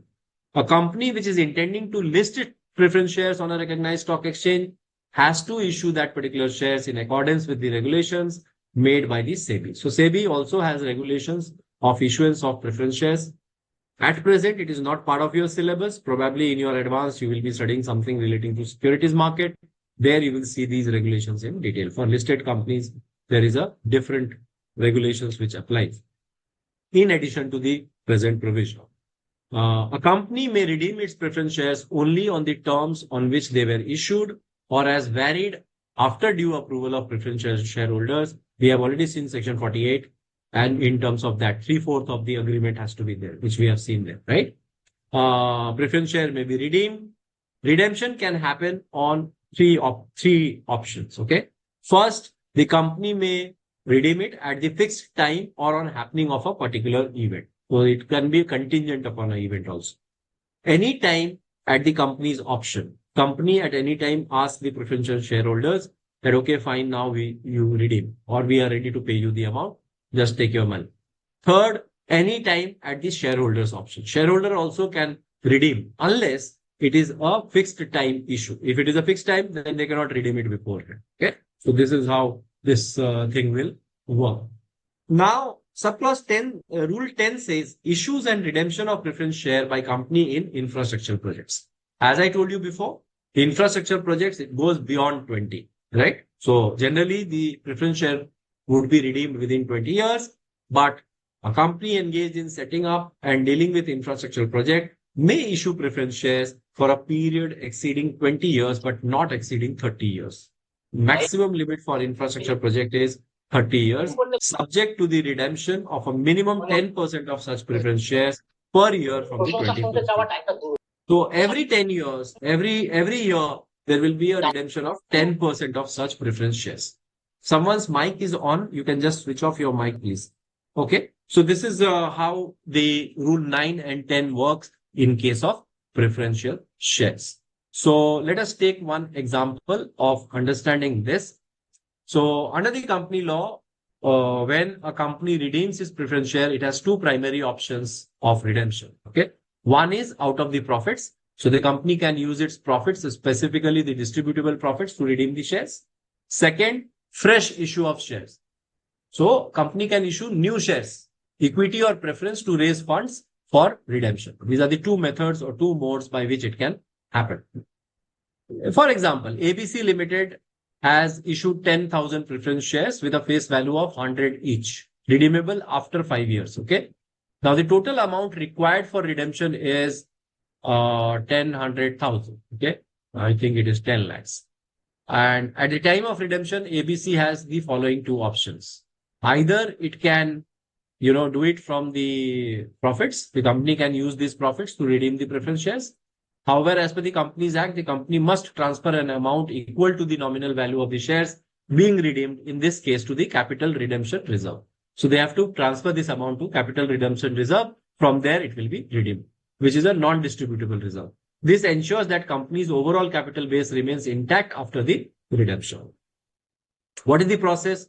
The company uses 10 lakh from its profits to pay the preference shareholders. It transfers 10 lakhs to the CRR, that is capital redemption reserve. After this process, the preferential shares are redeemed and the company's profit reserve decreases by 10 lakh.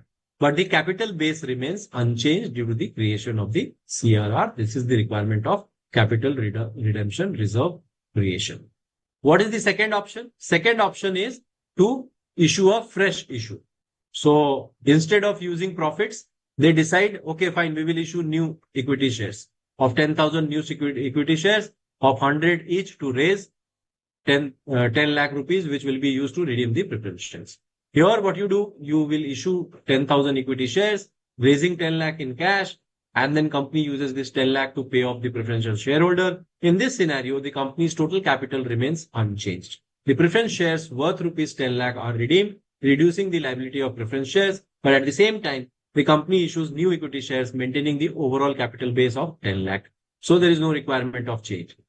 In terms of payment, it can be at par, so the company repays the face value of the shares, or it can be at the premium. That is, company may redeem the shares at a price higher than the face value, compensating shareholders for holding the shares. These are conditions which have to be mentioned before the preference share is issued. So these things has to be disclosed to everybody before that issue is done. In between, you cannot insert any new provisions. I hope this clarifies the point to you. Now we will talk about voting rights, but I would like to take questions on preference shares. If you have any questions, please post your questions in the chat box.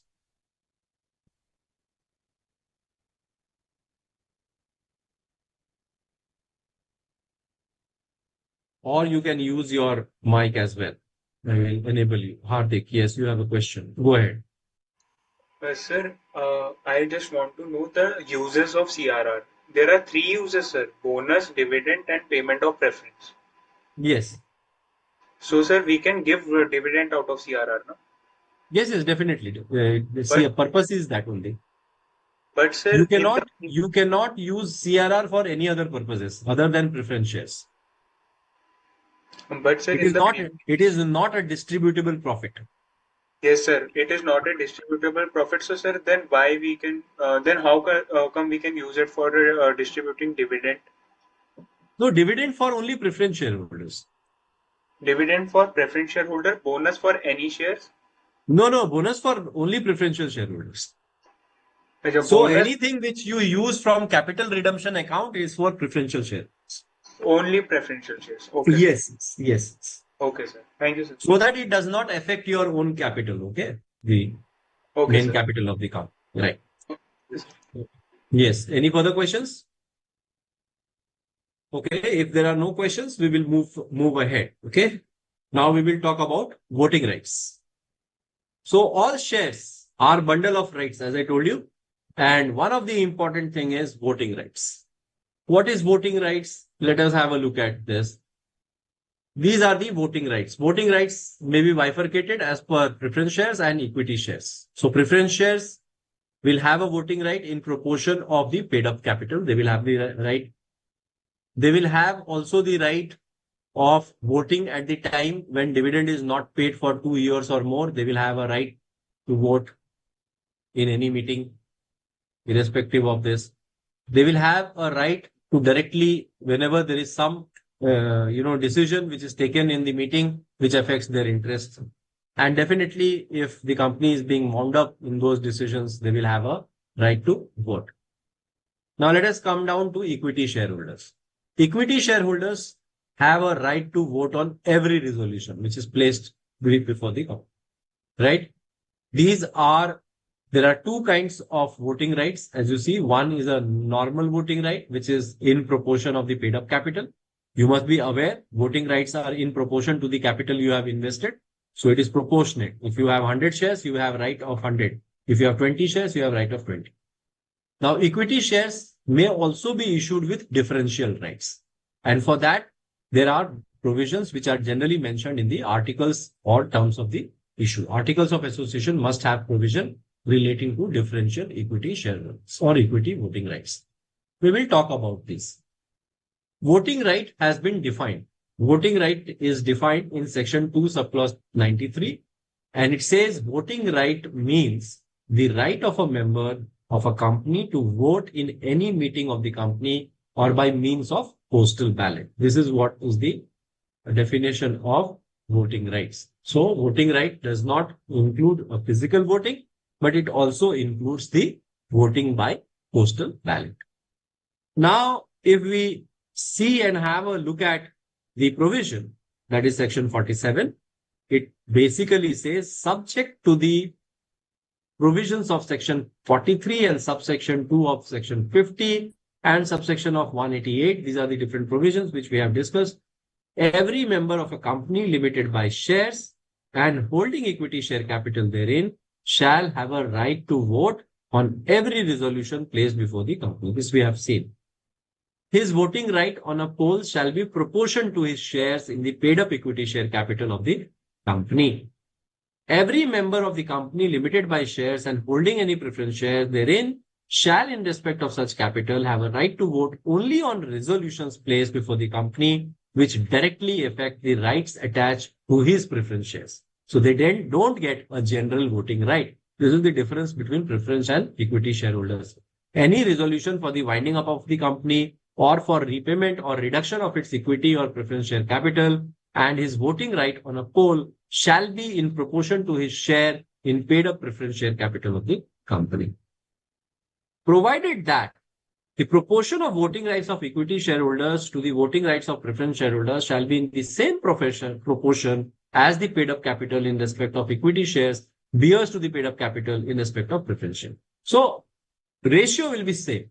So equity shareholders and preferential shareholders, whenever there is an agenda on which they are voting, they will have equal kinds of right, but they will have limited agenda on which the preference shareholders can vote.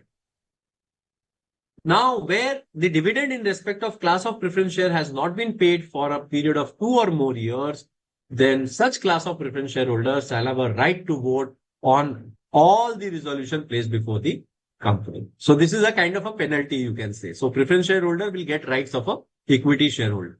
That does not mean that preferential shareholder will become a equity shareholder. But this is just to remind in the annual general meeting that, okay, fine, you have not given them the dividends, which was supposed to be. So now you have to listen to them on every agenda. Equity shares with differential voting rights. So as I told you before, there can be equity shares which can be issued by way of differential voting rights. So which are, the situation. Now, Rule 4 of the company's share capital and debenture rules tells you the equity shares which can be issued by differential voting rights. It primarily says no company limited by shares shall issue equity shares with differential right to dividend, voting or otherwise, unless it complies with the following conditions. So a company can issue a equity share with differential voting right only when they meet the following condition. Which are the condition? First one, Articles of Association of the company authorizes such issuance of differential rights. Second, the issue of shares is authorized by a ordinary resolution passed at general meeting of shareholders, provided that where the equity share of the company are listed on a recognized stock exchange, the issue of such shares shall be approved by the shareholders through postal ballot. Further, the shares with differential rights shall not exceed 26% of the total post-issue paid-up equity share capital, including equity shares with differential rights issued at any point of time. So what is the maximum limit? Is 26%. You cannot have equity shares with differential rights more than 26%. This point has been deleted now. Previously, this used to be there that the company must have a consistent track record of distributable profits. In the last 3 years, they have just removed this. The company has not defaulted in filing financial statements and annual reports for the 3-year financial year immediately preceding. So it is basically saying that the company is a compliant company, and that is why this incentive is there available. The company has no subsisting default in the payment of declared dividends to the shareholders or repayment of its matured deposits, etc., etc. Then the company has not defaulted in payment of dividend on preference shares or repayment of anything.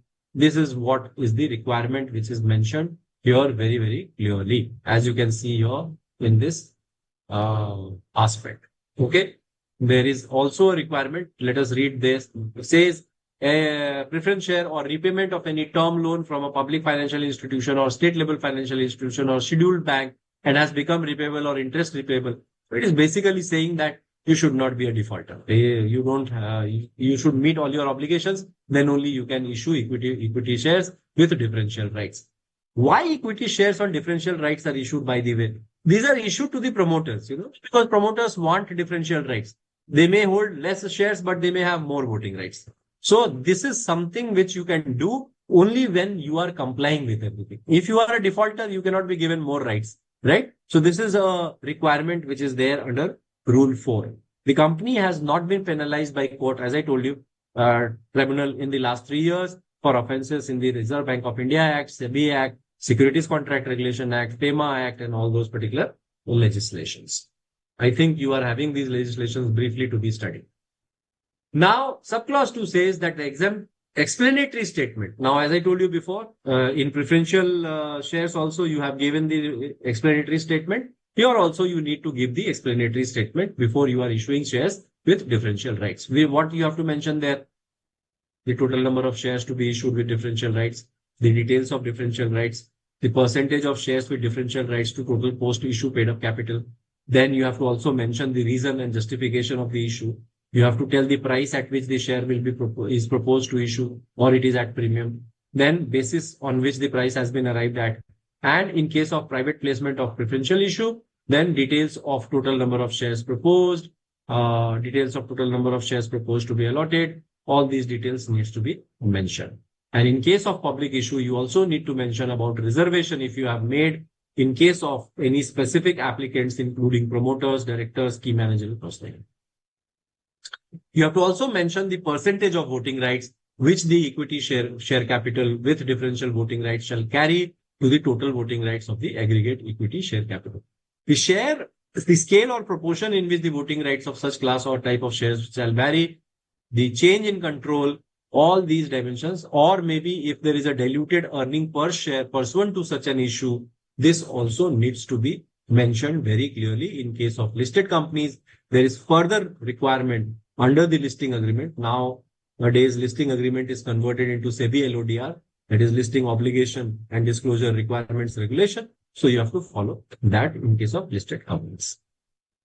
Now, a company will not be able to convert its existing equity capital with voting rights into equity share capital carrying differential voting rights, or vice versa. This change is not permitted. It has to be always a fresh issue of equity with differential voting rights, because you have to give opportunity to people. Now, further, the board of directors have to give certain disclosures whenever you are issuing equity shares with differential voting rights.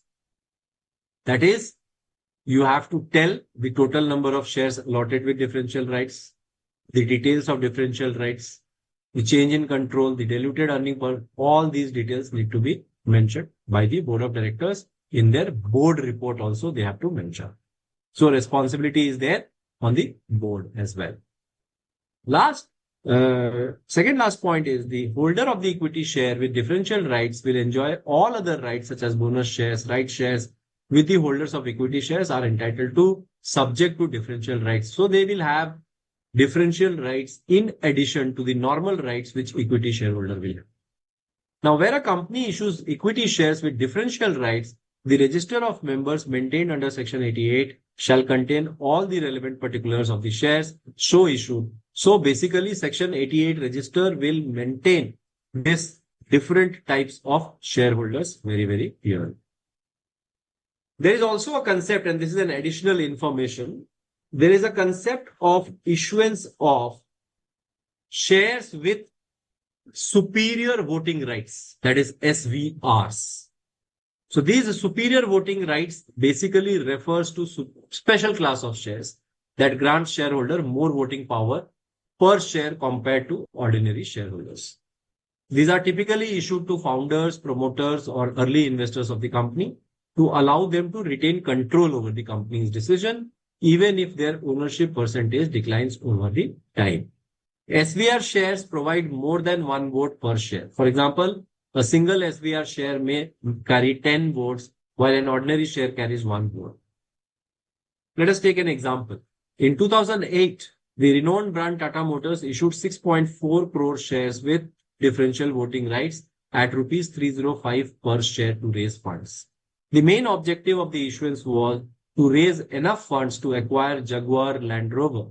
The said DVR extended 1/10 voting rights of the company's ordinary shares and offered 5% more dividends to the investors. So this is kind of a differential voting rights or special superior voting rights which has been granted. This is just an example. In June 2019, SEBI released a framework, however, now on issuance of differential voting rights shares for companies whose equity shares are already listed on stock exchanges and companies with equity shares not listed but proposed to be offered to public. So basically, securities market is also making itself flexible to provide more legroom to the operators or promoters of the companies, and hence these special provisions are there in the company law. Particularly in Indian company law, you find that a lot of public companies are also, family-owned public companies, and hence these kinds of provisions are important to make that balance. Now, let me take you to the variation of shareholders' rights, section 48. Section 48 gives you the requirement of variation of, but before that, I would like to ask any questions you have on this particular portion. You can raise your hand and ask the question on voting rights.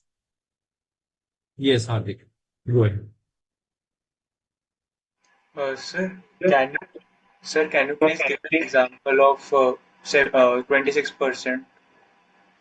Which one? Sir, in the point, the voting power in respect to shares with the differential voting rights shall not exceed 74% of the total voting power at any point of time. Okay. That was 26% in your slide. Sir, any example of such? You're talking about live example of any company? No, sir. Any practical example, like how much shares? Like if we have issued 1 lakh shares, if we have 1 lakh shares in our... Okay, in that particular terms you are talking about. Yes, sir. Okay. So if we let us take an example. Let us go back to our examples and see what it is saying. We had one example, right? And that example went. Okay, let me explain you without that. Otherwise, we have to go back. So, if it is basically saying that it cannot go beyond 26%, right? So, differential voting rights, equity. Say, for example, you are having equity shares of, say, for example, 100 shares. Okay. Okay, sir. So out of 100 equity shares, you cannot issue more than 26 equity shares with differential voting rights. This is what it means. So, sir, with it means that indirectly that 74 shares must be of normal voting rights. Yes, that is what it is saying. So you cannot have more than 26%. That is what is the requirement. Okay. At any given point in the share capital of the company. Yes, if it exceeds or if it exceeds that, then it will be a non-compliance. Probably there will be a penalty by ROC. Okay, sir. Yeah, clear? Okay, next, Yes, Pradhan, Mr. Pradhan, yes, go ahead. Sir, good evening. Yes.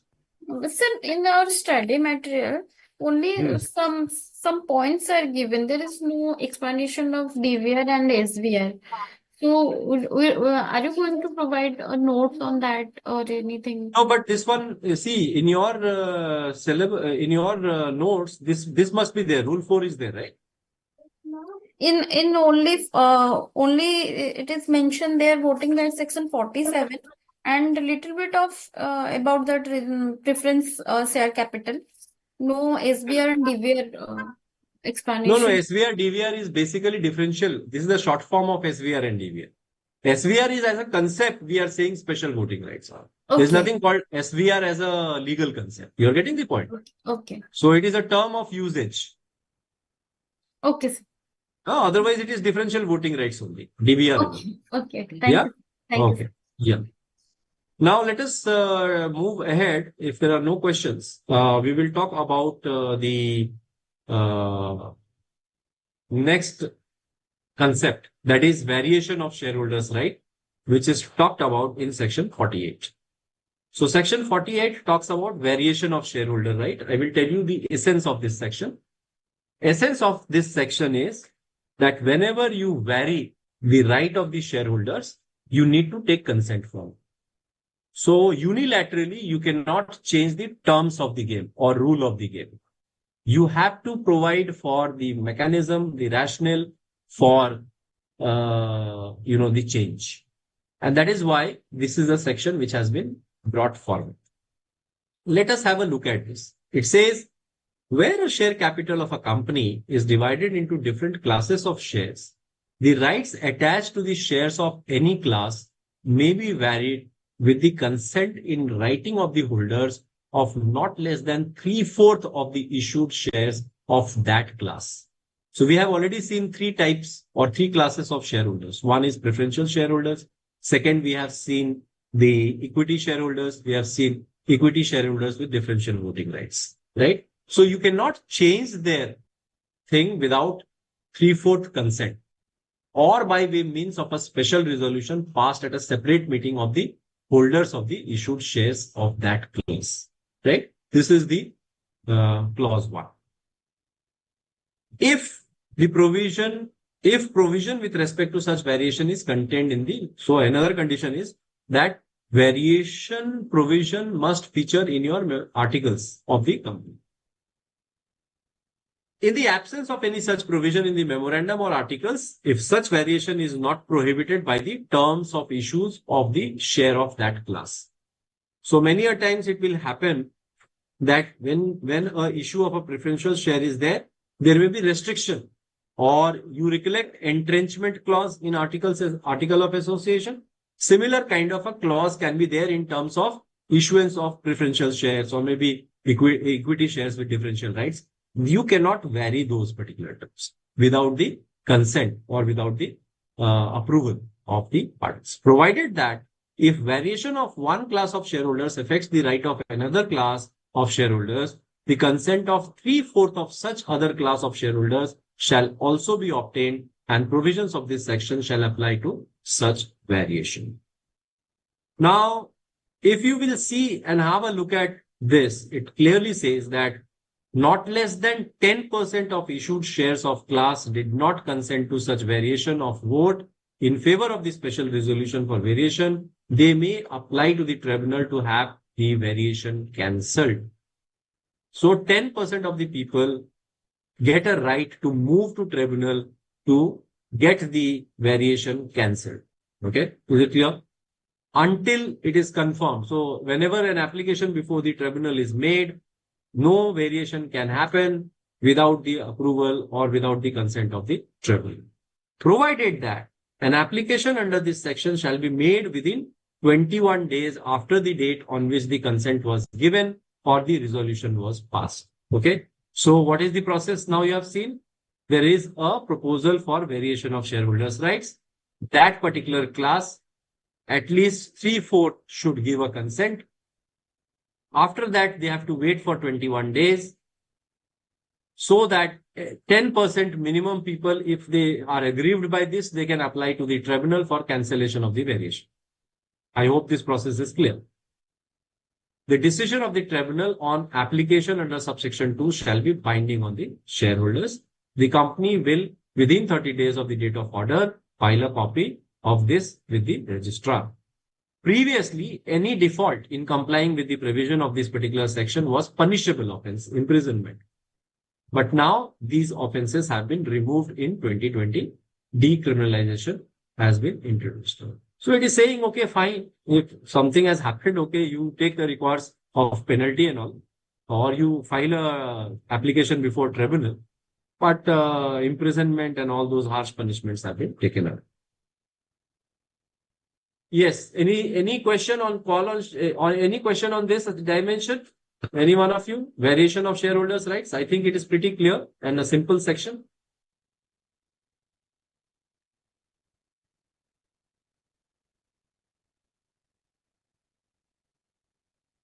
Yes. Yes, Hardik, go ahead. Ask the question.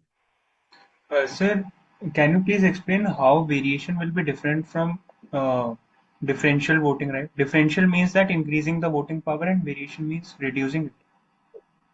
No, variation will include anything. Okay, reducing, increasing. So in case of variation, DVR also, DVR is a fresh issue, no? Variation of shareholder rights talks about existing shares. So you cannot change the condition of those particular shares. In variation, say for example, if there is a irredeemable share, okay, Yes, and it says that it gets redeemed after 5 years. Now, Yes, sir. subsequently, you want to change it. No, it gets redeemed after 10 years. Are you getting the point? This is Okay, sir. variation. This is the variation. So these all variations needs to be approved by the process which is mentioned in section 48. Is it clear to you now? Sir, variation can be done for existing shareholders, whereas for differential, we need a fresh issue. Differential shareholding you need. Yes. And sir, the tribunal, for filing the tribunal, we have to give a 21 days prior notice. No, you don't have to give 21 days prior notice. You have to do it within 21 days of the resolution which has been passed for variation. And within 30 days, ROC will provide us the answer. No. See, the process is you take a resolution, Yes, sir. 3/4 agree. After that, 21 days is given to the dissenting people. They can raise the objection. If they don't raise the objection, then within 30 days, you file it to the tribunal. Okay, sir. No, not within 30 days. After that, 21 After days, 20 overall 30 days. Okay, after 9 days. Right? Yeah, Mishra ji, अपना mic बंद करेंगे, please. Yes. Okay, fine. Go ahead. Sir, this means that the overall process of tribunal and ROC must be completed within 30 days. Yes. Okay, sir. Now I would like to take consent of you people to proceed further because I wanted to complete this call on shares. And there is a lot of syllabus actually in this. So we will extend this by maybe 5, 7, 10 minutes. And I will complete this. Okay. Is it fine to all of you? Okay. Shruti, you can ask a question. Go ahead. So, अगर मेरे पास मतलब कि अगर resolution pass हुआ है जिसमें maximum हम लोग 26 इशू कर सकते हैं, तो उसमें से अगर हम 3/4 का कंसेंट लेकर के सबमिट भी कर रहे हैं तो वो 20 लोग हुए हैं. उनमें से आप ये वाला जो भी हम लोग पढ़े 48 जिसमें लिखा था कि 10% अगर चला जाता है ट्रिब्यूनल में. नहीं, आप 26% वाला जो आप बात कर रहे हो बेटे वो दूसरे सेक्शन में है, 48 में नहीं है. तो इसमें सिर्फ 48 में हमने 26% की बात नहीं करी है. 48 में हमने we have talked about 3/4. Yes, sir. Yes. So, thank you, sir. Yes. 3/4 means 75%. Okay. Is it clear? Right. Now, let me talk about call on shares. This is call on shares. And there is a provision relating to call on shares. And if you see, we are talking about that now. And shares may be fully paid up or partly paid up. Whenever there is a share which is partly paid up, there is a requirement to give a call to get the money from the existing shareholders. So section 49 says, where any call or further share capital are made on shares of a class, such calls shall be made on a uniform basis on all shareholders. So you cannot pick and choose that, okay, fine, X, give all your money, Y, don't give your money. That you cannot do. There is a reason for it. Because if you call only for X people and company calls that, then you get the voting rights for those of the amount only when the company calls for that particular amount. Okay. This is a requirement on call on shares. We will, if so authorized by its article, accept from any member the whole or part of those amount remaining unpaid on any shares held by him, even if no part of that amount has been called up. A member of the company limited by shares shall not be entitled to any voting right in respect of the amount paid by him under subsection 1 unless that amount has been called up by the company. This is what I was trying to explain. Section 51 says a company may, if so authorized by its article, pay dividend in proportion to the amount paid up on each share. However, for dividend purposes, they may pay the amount on the basis of the money paid, but not for voting purposes. When there is a voting right issue, it will be done only on the basis of the money which has been called by the company. Let us take an example. Say, for example, the valuation of the share is 100. Company called for 50 rupees. So your voting right will be available for 50 rupees, irrespective of the fact that you paid 70 rupees. Okay, is it making sense?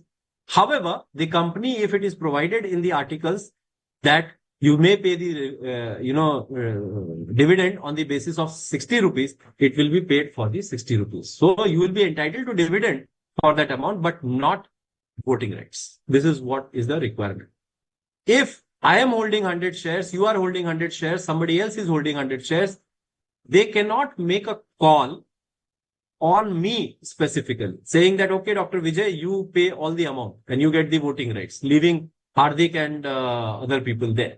This is what is dealt with here clearly in these sections 49, 50 and 51. Let us look at the example. ABC Limited issued 1,000 shares at a face value of 100 each, payable in installments. 50 at the time of application, 30 on the first call, and 20 on the final call. Now, a shareholder X holds 100 shares and he has paid 50 per share on application. That is 5,000 he paid in total. The remaining 50 per share is unpaid. Mr. X offers to pay the remaining 50 shares, that is 5,000, even though the company has not made any calls for it. ABC Limited, as authorized by its article of association, accept this advance payment. So company can only accept this advance payment when authorized by the articles of association. Now, even though Mr. X has fully paid for his shares, he cannot exercise any additional voting rights for the amount he prepaid until ABC Limited officially makes the call for those amounts. Once the calls are made, Mr. X will have the full voting rights corresponding to his fully paid shares. The provision prevents shareholders from gaining undue influence in a company by paying ahead of calls and ensures voting power is granted only when the payments are formally required. Right? This is what was the example. In this case, however, for the 5,000 advance payment, if articles permit, dividend can be paid. Okay, is it clear? Because the money is invested. The company has that particular money. So dividend may be paid. Okay. So this is what was from my side today. And next session, we will talk about securities premium account. We will discuss about shares at a discount, sweat equity shares. We will also discuss about transfer and transmission and alteration of share capital if time permits. I would request you people to also look at the provisions, and particularly I am thankful to Vesh Navi for providing an important input. I would prefer if the students come up on their own and bring inputs. It always gives a happy moment for the faculty who is teaching you, that your students are prepared and they come up with new information. You also gain understanding and knowledge while sharing the information. Now my floor is open for questions. You can ask questions, whatever you want to ask.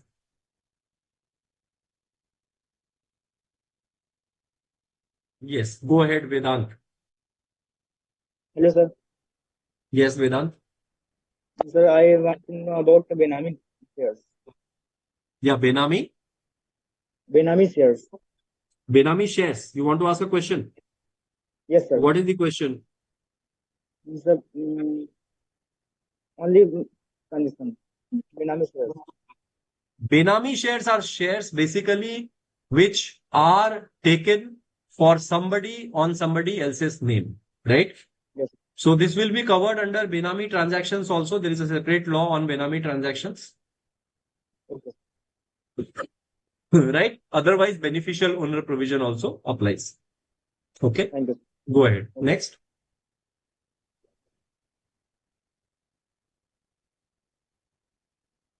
Next. Sir, Hardik, go ahead. Sir, I have a doubt from previous chapter in charitable institutions, section 8. Okay. Sir, we have studied in section 8 regarding the winding up of the company. If the company is wound up by the Right. RD for doing not complying with the rules and regulation. But sir, in Yes. case if we as a charitable company wants to wind up on our own, and in that case we are having any surplus assets and so any No, you surplus cannot wind up on your own. It has to be transferred. Your activities will be transferred to some other company. That is what is the provision, if Yes, I am sir. not wrong. Yes, sir. That's what I want to ask. Thank you, sir. Because sir, Yeah. in that act, it is not written specifically No, that no, no, no. Once you form a charitable institution, you cannot take because there is no profits there. So yes, sir. central government takes a call and it gives to the similar kind of a person or NGO So, or sir, whatever. then also it will be a case of a compulsory transfer, like Yes, yes, it sorry, will be a case amalgamation of of. a compulsory transfer, definitely, yes. But only for charitable purposes, no profit motive. Okay, sir. Like Hmm. amalgamation of a charitable company with another Yes, charitable. yes, yes, yes, yes. Okay, sir. Sir, one last doubt.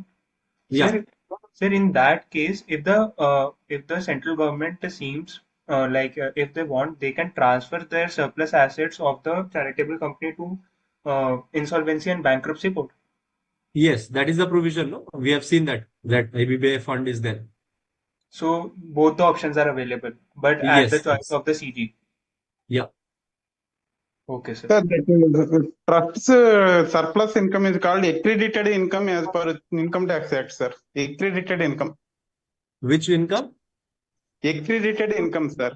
In credit That they income. have to transfer to other trusts when they are winding up.